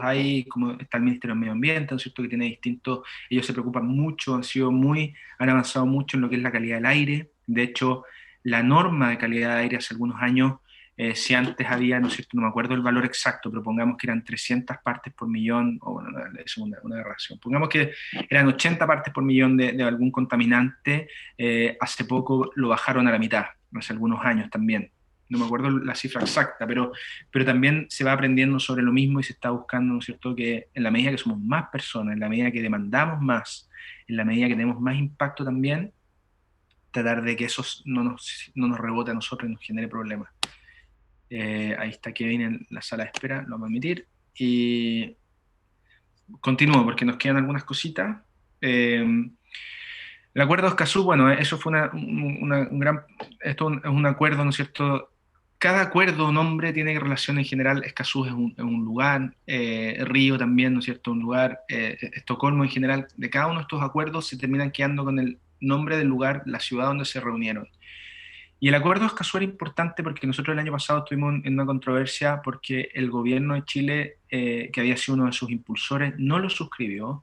Y esto es muy importante porque de igual forma este acuerdo lo que busca, ¿no es cierto?, es que podamos tener acceso a la información. La información es tan importante como tener un aparato de medición, ¿no es cierto?, que nos dice lo que puede estar un contaminante en el ambiente. Y eso es porque permiten también la participación pública. Y si hay participación pública, por eso yo lo recalco, si estamos organizados, si trabajamos, si estamos atentos a lo que está pasando en nuestro alrededor, ¿no es cierto?, podemos tener presión para exigir justicia en asuntos ambientales. Y este acuerdo de Escazú surgió en Río, esto más 20 años después de Estocolmo, 1972, que se supone que la idea, ¿no es cierto?, estarse reuniendo, o ese marca como el hito, y por eso después viene, ¿no es cierto?, este número 20 o COP25, que es en función de la primera reunión, y tenemos 22 países firmantes de América Latina y el Caribe, y Chile no lo suscribió, y eso me parece que es muy grave y es algo que también nosotros deberíamos estar atentos. De igual forma, aquí tenemos, ¿no es cierto?, a nuestro presidente actual, y tenemos lo que fue, ¿no es cierto?, el COP25 de las Naciones Unidas, que iba a ser suscrito en Chile, que finalmente Chile en último momento, como se dice en buen chileno, arrugó con realizarlo, porque había, ¿no es cierto?, no estaba principalmente relacionado con lo que fue el estallido social, no estaban las garantías de seguridad para la gente, ¿no es cierto?, los mandatarios que iban a venir, pero este es un acuerdo también 25 años después de la primera reunión en temas ambientales por el Panel Internacional de Cambio Climático, y que finalmente se termina celebrando en España, y donde las naciones también tienen que tener un rol importante porque finalmente tienen que suscribir acuerdos que son importantes a nivel global. ¿Ya? Recordemos que las naciones más industrializadas, más desarrolladas, son las que más contaminan en términos de cambio climático. Pero los efectos de esa contaminación se están viviendo mucho más fuerte en los países más pobres, ¿ya? Donde hay más sequía, por ejemplo África, donde tienen muy poco acceso a agua potable, se proyecta que África va a seguir aridizándose, se va a seguir secando, va a haber menos, ¿no es cierto?, una crisis hídrica mayor, lo mismo que la zona central de Chile, y como les decía, eso genera mayor erosión, mayor, ¿no es cierto?, pérdida de material vegetal, eso impide que se pueda ir fijando, ¿no es cierto?, el agua, o que si llueve, esto, ¿no es cierto?, escurre y no permanece en el lugar, entonces tiene una serie de consecuencias. Y estos son también cómo nosotros podemos ir presionando a nuestros gobiernos para que suscriban acuerdos internacionales. Eso es generado también con el cambio climático, y algo que está cada vez más patente. Vamos a tener una clase de cambio climático, va a ser la tercera clase de calentamiento global, pero es importante también, ¿no es cierto?, que es algo que está cada vez más patente y que ya no podemos seguir negando, porque es un problema global, es un problema, ¿no es cierto?, que está generando como que arda el Pantanal, o sea, un lugar pantanal, como lo dice su nombre, un lugar muy húmedo, mayor humedad tropical del planeta, que se incendia. Se habla de que en Chile, por lo menos hay un estudio CONAF que plantea que el 99% de los incendios son de origen humano. Eventualmente puede haber un incendio de origen natural, pero en este caso, obviamente, si mezclamos sequía, escasez hídrica, mayores temperaturas y la presencia del ser humano, ¿no es cierto?, estamos generando problemas tan grandes como el incendio en Pantanal. Muy terrible también, y esto hay que mencionarlo, el 29 de julio, no sé si ustedes saben lo que es el Overshoot Day, que es un día que puso las naciones, no, perdón, la WWF, el World Wildlife Fund, para crear conciencia, que es el día en el cual, a ver, como ustedes saben, ¿no es cierto?, la naturaleza nos provee servicios, alimentos, madera, comida, ¿no es cierto?, tomates, piñas, a lo mejor distintas cosas. En algunos lugares tropicales la gente va al monte y caza algunos animales silvestres, y la naturaleza nos subsidia, ¿no?, limpia las aguas, ¿no es cierto?, a través de la bioremediación. Los árboles fijan carbono y por tanto, ¿no es cierto?, reducen los gases de efecto invernadero, entonces están permanentemente subsidiándonos. Y nosotros como seres humanos estamos consumiendo eso. Entonces, en los últimos años, y a través de también, como les decía, no solamente somos muchas personas, sino que tenemos prácticas de consumo que son altamente predatorias, somos muy ambiciosos. Todos queremos tener el último teléfono, ¿no es cierto?, el último, estar a la moda, entre comillas, o como sociedad, digo, a lo mejor no personalmente, pero estamos permanentemente bombardeados de marketing, de cosas que a lo mejor tampoco necesitamos. Y lo que está sucediendo es que como especie sobre el planeta único que tenemos, ¿no es cierto?, estamos consumiendo los recursos, no estamos llegando a fin de año, o sea, si lo vemos desde el punto de vista económico, es como que no estamos llegando a final de año con lo que tenemos y no estamos consumiendo, estamos pidiendo crédito al planeta, ¿ya? Y esa fecha se está corriendo. Antes, no sé, hace unos 10 años, el día del overshoot era, por ejemplo, no sé, creo que era por ahí por noviembre. O sea, si nosotros teníamos que llegar al 31 de diciembre con los recursos que teníamos, en noviembre ya no estábamos agotando lo que nos correspondía y nos estábamos pasando y estábamos terminando noviembre y diciembre pidiéndole prestado al planeta, es decir, socavando un poco lo que el planeta estaba produciendo para ese año.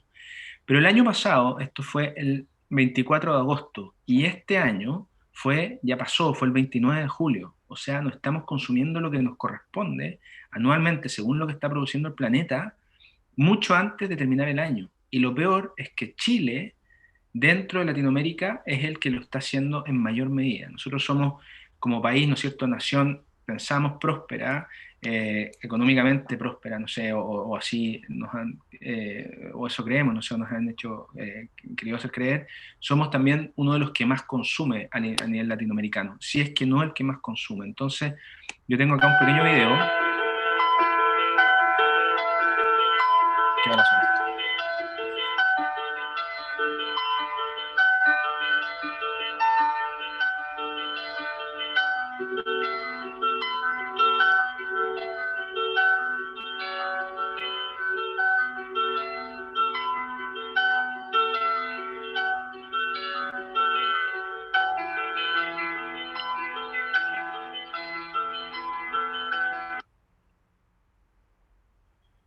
Bueno, un pequeño video, ¿no es cierto?, cortito, que habla sobre esto, que es una buena forma de visibilizar nuestro impacto. Como decía ahí, ¿no es cierto?, bueno, somos muchos, pero también tenemos este consumo, ¿no es cierto?, casi que no necesitamos. O sea, como especie, nosotros hemos vivido por muchos, muchos años con lo que necesitábamos, ¿no es cierto? Podemos vivir perfectamente en armonía con algunas cosas, pero estamos bombardeados permanentemente de marketing, de cosas que nos que quieren hacer sentir que a lo mejor necesitamos, en un modelo económico que se sustenta o se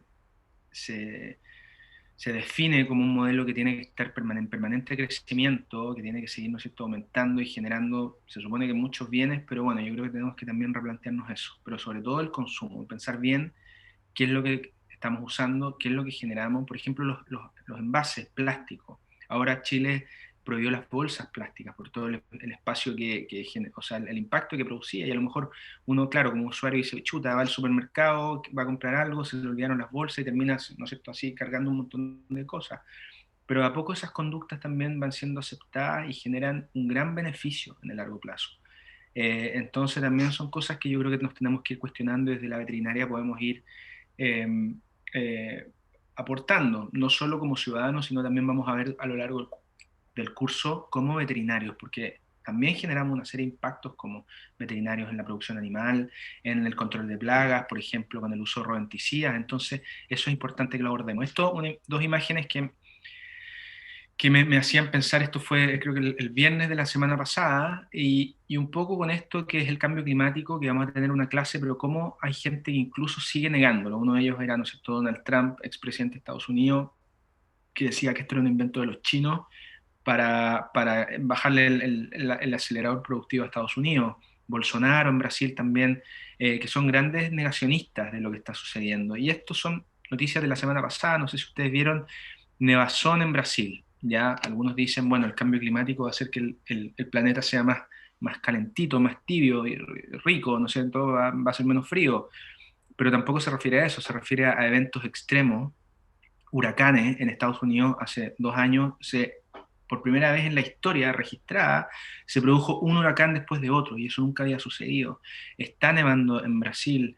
En Argentina, ¿no es cierto?, hablaban de esta crecida del mar que provoca el derrumbe de una casa que llevaba, no sé, muchísimo tiempo en la costa. Entonces, son cosas que ya está empezando a generar o que está empezando a vivir la sociedad. Y de igual forma, y muy relacionado con la calidad del ambiente, no solo en contaminación, no solo Profe, en cambio climático. Sí, perdón.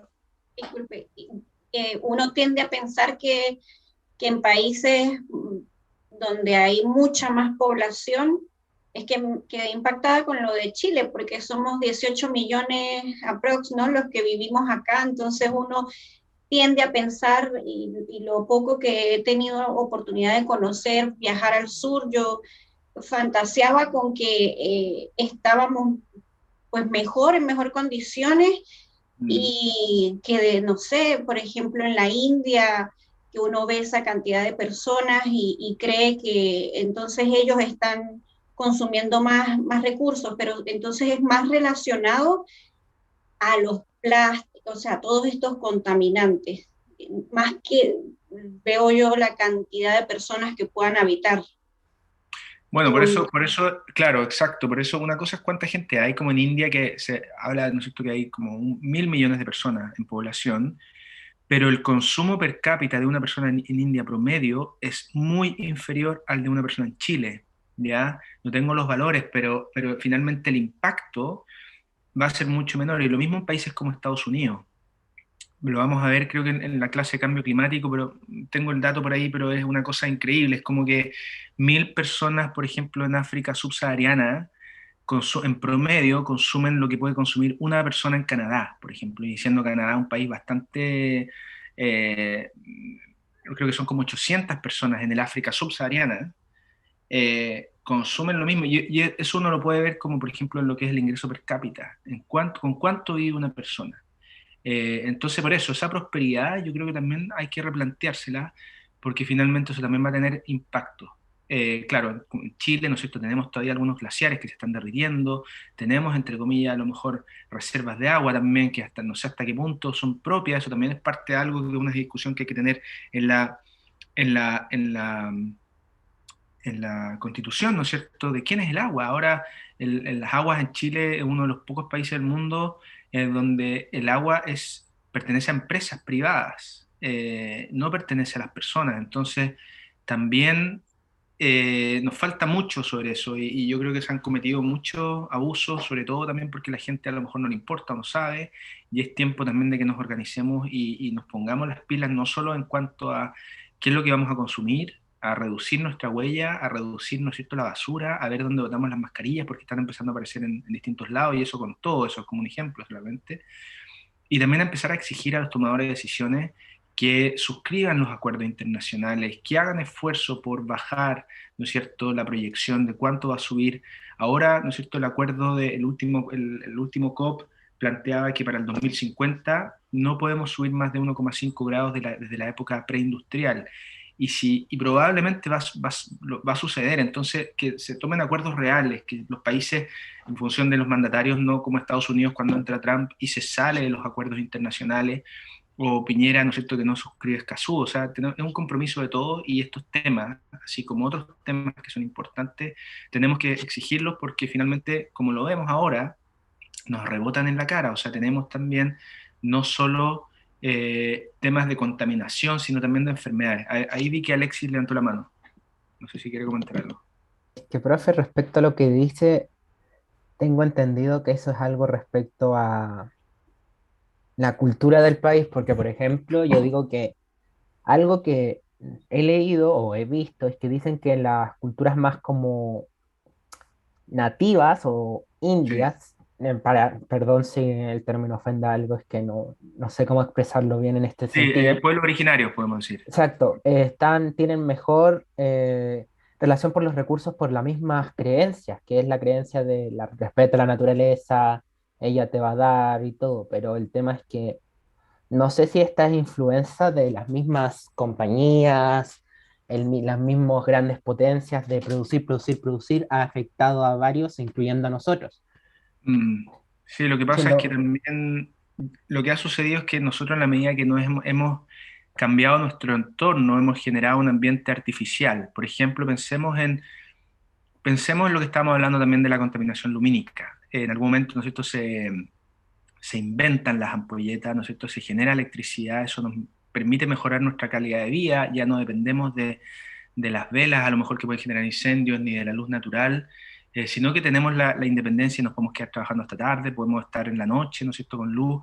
Entonces, todas esas cosas, las casas, ¿no es cierto?, todos estos beneficios que hemos tenido en tecnológico, finalmente también nos han ido aislando de la naturaleza. Y los pueblos originarios lo que sí tienen, ¿no es cierto?, ya sea por ideología o porque vivían de una forma mucho más articulada con su entorno, tienen una mejor comprensión de los procesos naturales, tanto las estaciones, tanto, ¿no es cierto?, la luna, por ejemplo. ¿Cuántos de ustedes saben ahora que estamos en luna nueva o no? A lo mejor algunos o no, pero todos los elementos naturales, ¿no es cierto?, que finalmente uno está atento, que uno sabe los procesos, eso yo creo que el ser humano se ha desconectado, y sobre todo que en las naciones más ricas, entre comillas, a lo mejor económicamente, o personas que viven en lugares, en ciudades muy habitadas, en edificios que prácticamente, a lo mejor ahora en pandemia, no tienen contacto con el pasto, que no pueden salir porque están confinados. Finalmente hemos creado un ambiente artificial que nos hemos aislado también de la naturaleza, entonces no estamos en conexión con ella. Y ciertamente que los pueblos originarios eran mucho más respetuosos de ella, y también por lo mismo eran más respetuosos y generaban menos también impacto. Pero, pero lo importante yo creo es que, claro, es estar consciente. Por supuesto que tenemos necesidades, no hemos a lo mejor acostumbrado a ciertas cosas que no podríamos prescindir de ellas, pero lo importante es estar atento, planteárselo y yo creo que a lo mejor una forma muy importante con la cual nosotros podemos reducir estos impactos es estando atentos a cómo nuestras acciones eh, pueden generar, ¿no es cierto?, algunos impactos ambientales. Por ejemplo, en Inglaterra se veía que algo muy común, cuando uno se quiere hacer un té, llena la tetera, ¿no es cierto?, eléctrica, no sé, si hace 2 litros, la llena 2 litros y finalmente termina usando, no sé, 300 cc. De repente esas conductas, no solo por la cuenta de la luz a fin de mes, sino que es innecesario a lo mejor, y eso va a generar, ¿no es cierto?, mayor consumo, y eso genera en que tengamos que estar pensando cómo generamos más electricidad, o la misma basura. ¿Qué pasa si dejo la basura fuera de mi casa? Y después al otro día, ¿no es cierto?, porque hay perros que en situación de calle, que eso también es muy lamentable, o gatos, o incluso aves a lo mejor que pueden picotearte la basura, y después el otro día uno va y está todo tirado así, desordenado y basura, y nadie lo va a recoger, por supuesto. Entonces, a lo mejor eso se puede resolver con una cestita que esté en altura, y así uno puede empezar a pensar y cómo puede generar menos impacto, cómo puede generar menos impacto en su entorno, cómo pueden vivir en mejor armonía con sus vecinos, y todo eso va contribuyendo. Eh, y como les digo, esto solo a nivel como ciudadano, que es muy importante, y probablemente los cambios más grandes se van a derivar de nosotros. ¿Qué es lo que podemos hacer nosotros como ciudadanos? ¿Cómo podemos también transmitir eso a nuestras familias, a nuestras personas que queremos? Pero por otra parte está todo lo relacionado, que es la intención de este curso también.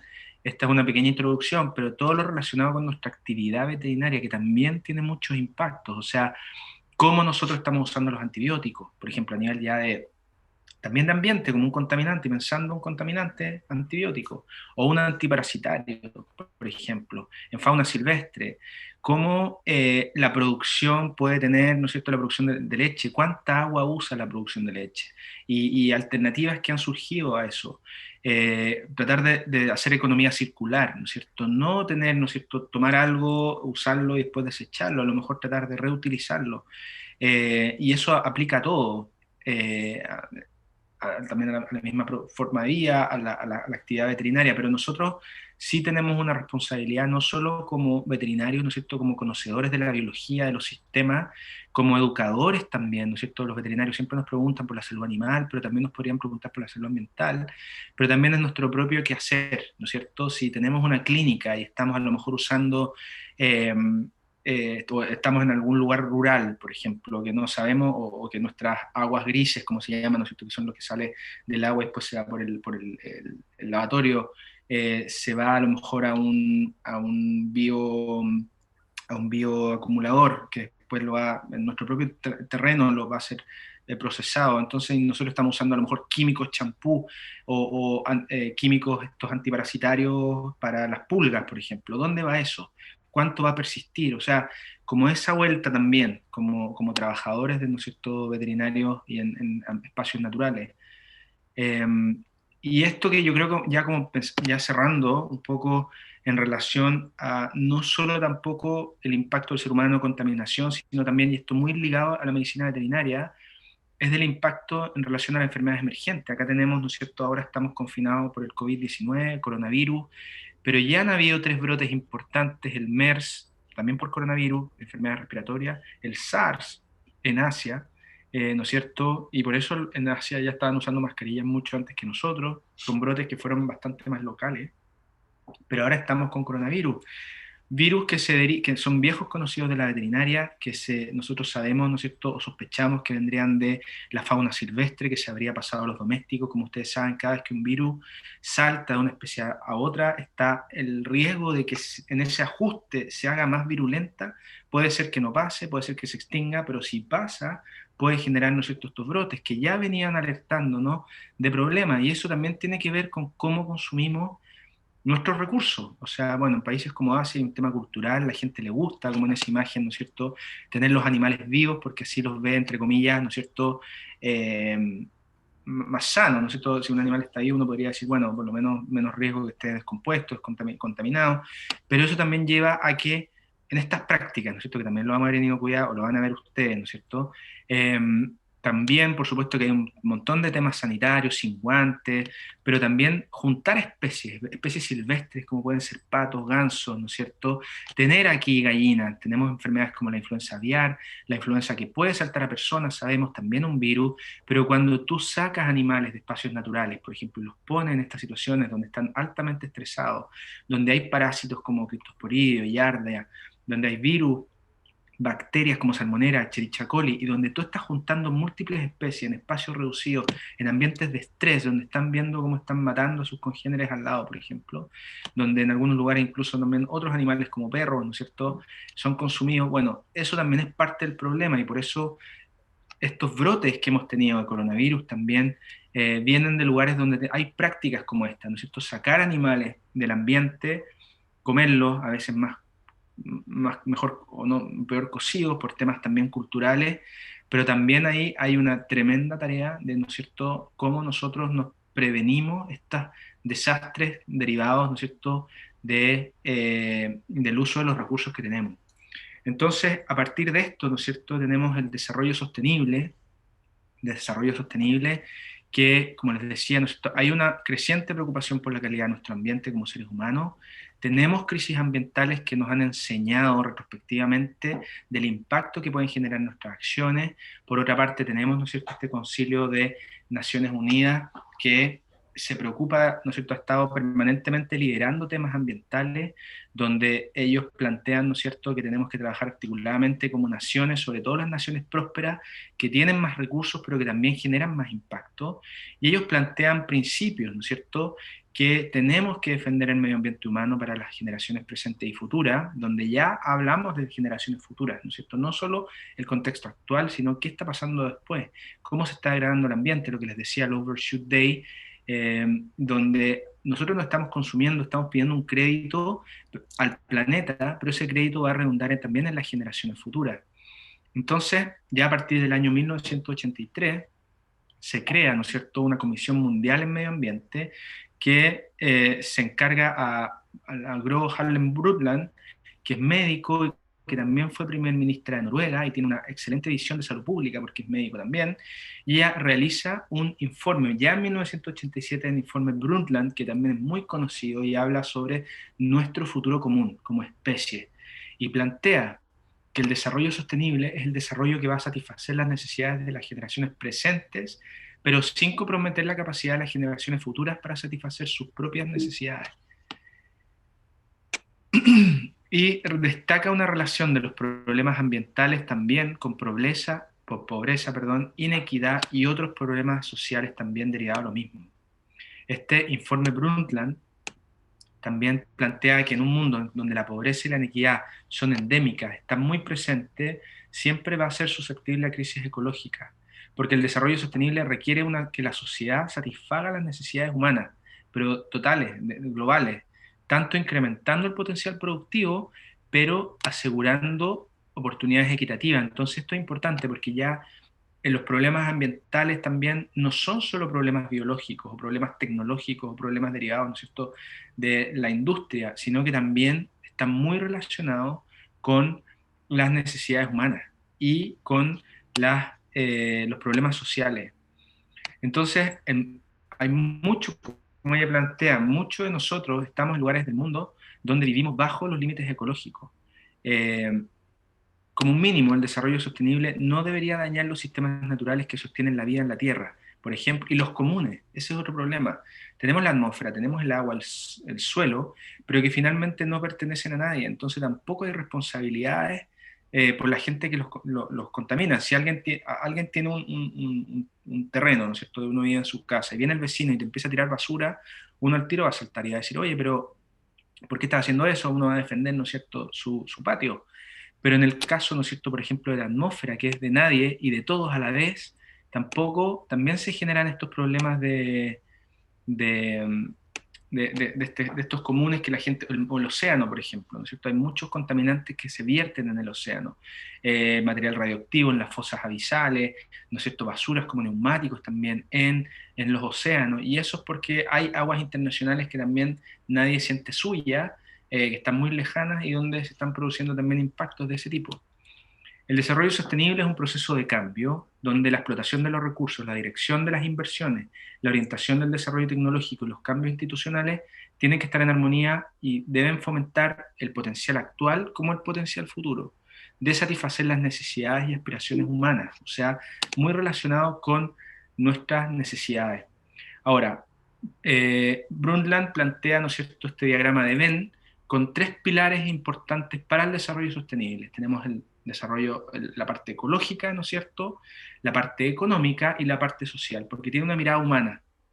Entonces, cuando se cruza lo ecológico con lo económico, por ejemplo, un proyecto es viable. Cuando se cruza lo social con lo ecológico, se define como soportable. Cuando se cruza lo social con lo económico, se define como equitativo. Pero cuando tiene los tres pilares incorporados, un proyecto, por ejemplo, que considera los aspectos ecológicos, considera los aspectos sociales territoriales y considera el desarrollo económico también, ya se puede hablar de un proyecto, ¿no es cierto?, sostenible. Eso es parte de esa definición.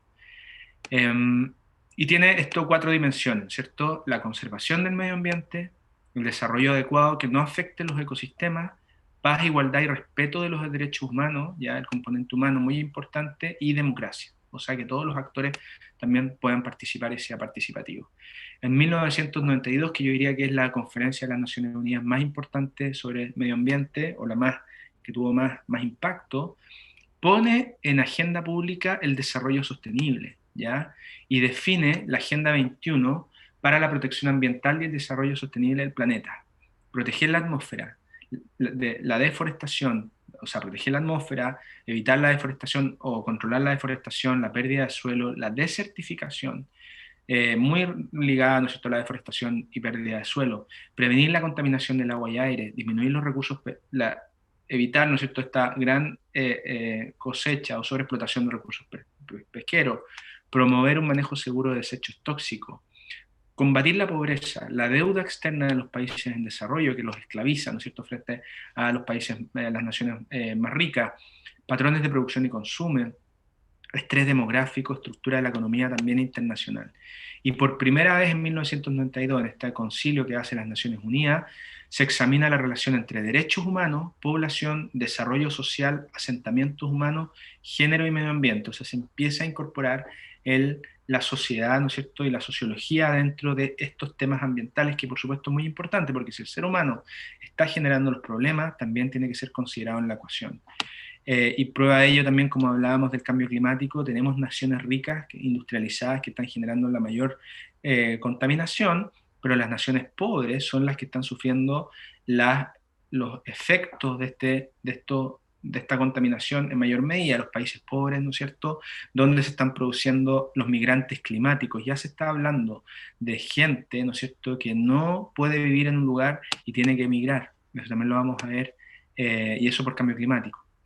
En Río se declaran 27 principios y entre los más importantes o los más relevantes podemos hablar de la equidad pero también intrageneracional, principio precautorio que es muy importante, que por primera vez aflora este principio en el cual si uno tiene sospecha de que hay una intervención o un impacto que está generando un problema, por ejemplo, de salud en una población, no tiene que esperar a tener la prueba, sino que el principio precautorio, ante la sospecha de un problema derivado, ¿no es cierto?, de un problema, por ejemplo, ambiental, uno puede, con ese principio precautorio, cortar la faena o ir, ¿no es cierto?, al lugar, por supuesto con el apoyo fiscalizador, y decir, no, esto hay que pararlo hasta que se demuestre lo contrario. O sea, si uno tiene sospecha que una industria está generando un problema, uno puede pararla, ¿no es cierto?, bajo este principio precautorio hasta que se demuestre que no lo está produciendo. Y eso cambia también. Otro también es que el que contamina paga. No tiene que pagar la gente, ¿no es cierto?, otras personas. El que está contaminando tiene que pagar, y eso, un prueba de ello, por ejemplo, es lo que yo les contaba de Celco. Las responsabilidades son comunes pero diferenciadas también. La participación y el acceso a la información, evaluar el impacto ambiental y considerar, ¿no es cierto?, nuestro planeta como una aldea global.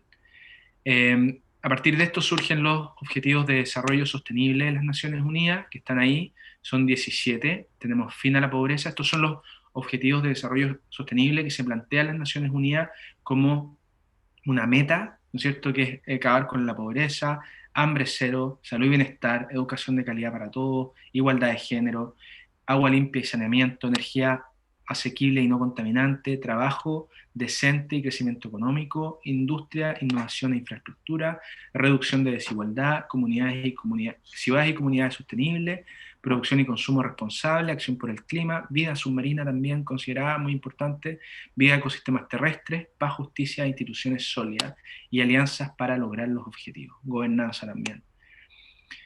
Entonces, nos estamos planteando, ¿no es cierto?, a raíz de todo esto, en los modelos económicos también, como les decía, ¿no es cierto?, el modelo neoliberal muy centrado, ¿no es cierto?, en el desarrollo económico. Diarios importantes, en el caso de The Guardian en Inglaterra, hablan, ¿no es cierto?, de que ya se está cambiando la concepción, ¿no es cierto?, del desarrollo económico como lo conocíamos, y muy importante de nuevo, ¿no es cierto?, la participación que podemos tener como ciudadanos, no solo cambiando conductas de consumo, sino también eligiendo líderes que nos representen. Estamos, ¿no es cierto?, a puerta, o sea, nos estamos preparando a las elecciones de presidente, han habido, ¿no es cierto?, algunas primarias, y yo creo que la apatía frente a lo mejor a un escenario que se ve bastante poco auspicioso muchas veces cuando hablamos de estos temas, ¿no es cierto?, parece un poco abrumante o agobiante. También yo creo que es importante no perder la profundidad de la responsabilidad y de nuestros derechos, de cómo nosotros como ciudadanos también podemos exigir y buscar cambiar, ¿no es cierto?, la situación, no con apatía, sino eligiendo también líderes que nos representen. Se habla mucho que, por ejemplo, los jóvenes son poco participativos y como ven, ¿no es cierto?, ustedes también tenemos mucho que decir, son temas que nos importan, así que tenemos que estar presentes y muy atentos también a lo que va a salir de esta nueva constitución, informarnos, discutir, ¿no es cierto?, con respeto, conocer distintas miradas, pero tener también opinión propia. Y finalmente las decisiones informadas también nos pueden permitir hacer un ambiente más saludable. Hay investigaciones, por ejemplo, que permiten conocer más sobre nuestros impactos. Por ejemplo, el impacto de los gatos. Yo sé que todos como veterinarios nos gustan los animales domésticos, los gatos, los felinos en particular, pero que, por ejemplo, hay un estudio que plantea que la mitad, o que los gatos, ¿no es cierto?, como sabemos, pueden generar un impacto sobre nuestra avifauna local, ¿no es cierto?, cazando, matando animales silvestres, por ejemplo, en muchos casos. Y que, por ejemplo, este trabajo plantea que solamente poniéndole el cascabel al gato, o sea, alertando a quienes van a ser potencialmente depredados por estos felinos, reduce a la mitad la predación. O sea, podemos ayudar también a nuestra avifauna local o mamíferos locales como ratoncitos, por ejemplo, no los sinantrópicos, pero sí los nativos, por ejemplo, a través, ¿no es cierto?, de poniéndole un cascabelito al gato como veterinario, estar informados, estar atentos a lo que está sucediendo. Lo mismo, se habla mucho de, ¿no es cierto?, energía renovable. En el norte de Chile, quienes lo han visto, tenemos parques eólicos que están generando electricidad, ¿no es cierto?, como alternativa a otras fuentes energéticas, por ejemplo, a quemar carbón. Está muy bien, pero también se ha visto cómo esto puede generar impactos y altas mortalidades en aves. Y hay un estudio que plantea que pintando solamente una de las aspas, eso es suficiente para que las aves lo puedan reconocer, lo vean como algo, ¿no es cierto?, y lo eviten, y puede reducir un 72% la mortalidad derivada de este impacto. Por tanto, también tenemos mucho desde la veterinaria, desde la ciencia que podemos aportar. Estar presentes, por ejemplo, en la opinión pública. Nosotros lo podemos hacer más también como a lo mejor profesores que de repente nos llaman. En este caso, nosotros hicimos una denuncia de loros choroy, especie protegida en el sur de Chile, en Osorno, que estaban siendo envenenados en el campo chileno. Creemos que, ¿no es cierto?, por gente que tiene intereses, porque los loros van y les comen los granos, ¿no es cierto? Pero es importante que también pataleemos, que planteemos que estemos organizados, ¿no es cierto?, que planteemos lo que está sucediendo, lo que nosotros creemos como especialistas y ustedes también como veterinarios, ciertamente. Finalmente, acá contarles, por ejemplo, un trabajo que publicamos también con otra herramienta que yo creo que es muy pertinente y habla de esto, de lo que es la ciencia ciudadana, de la gente y cómo la sociedad puede también contribuir a la información. Aquí nosotros publicamos este año un trabajo en una revista que se llama, se me olvidó el nombre, pero una revista igual de alto impacto, revista internacional indexada, no me acuerdo cómo se llama, pero si les interesa se los puedo mandar, donde hicimos levantamiento de información con una página con la Universidad de California Davis, que tenemos un convenio con la Facultad Veterinaria, donde le pedimos a la gente, y tuvimos notas de prensa en notas de prensa, dimos, ¿no es cierto?, nuestra preocupación por casos de sarna en fauna silvestre. Encontramos, gracias a las personas en terreno, encontramos, por ejemplo, fotos de zorros, este es un zorro gulpeo con lo que nosotros presumimos podía ser sarna, con un tucotuco, que es un roedor fosorial nativo, que hace galerías, ¿no es cierto?, también con sarna. Tomamos muestras, encontramos el sarcópte, hicimos un estudio genético, lo publicamos, y estas imágenes fueron obtenidas por personas que estaban vacacionando, por ejemplo, que estaban en un parque nacional, y nos fueron enviando fotos. Y con eso pudimos construir un mapa de eventos, y vimos que efectivamente creemos que esta es una enfermedad emergente que está en Chile sucediendo, y de nuevo, cómo la ciudadanía es importante no solo en la preocupación en poner los temas en agenda pública, sino también como una fuente de información confiable para cualquier cosa que nos pueda preocupar, que tengamos sospechas que está sucediendo y que nos permita, ¿no es cierto?, la gente ayudar a levantar información en eso. Y creo que eso sería la última, 5 minutos de término. No sé si tienen consultas.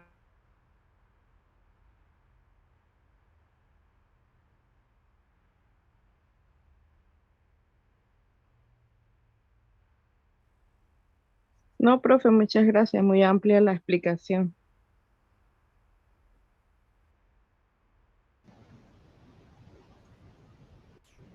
Gracias, profe.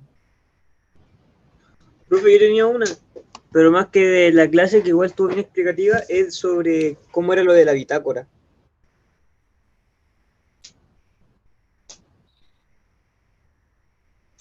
El profe como que se desconectó.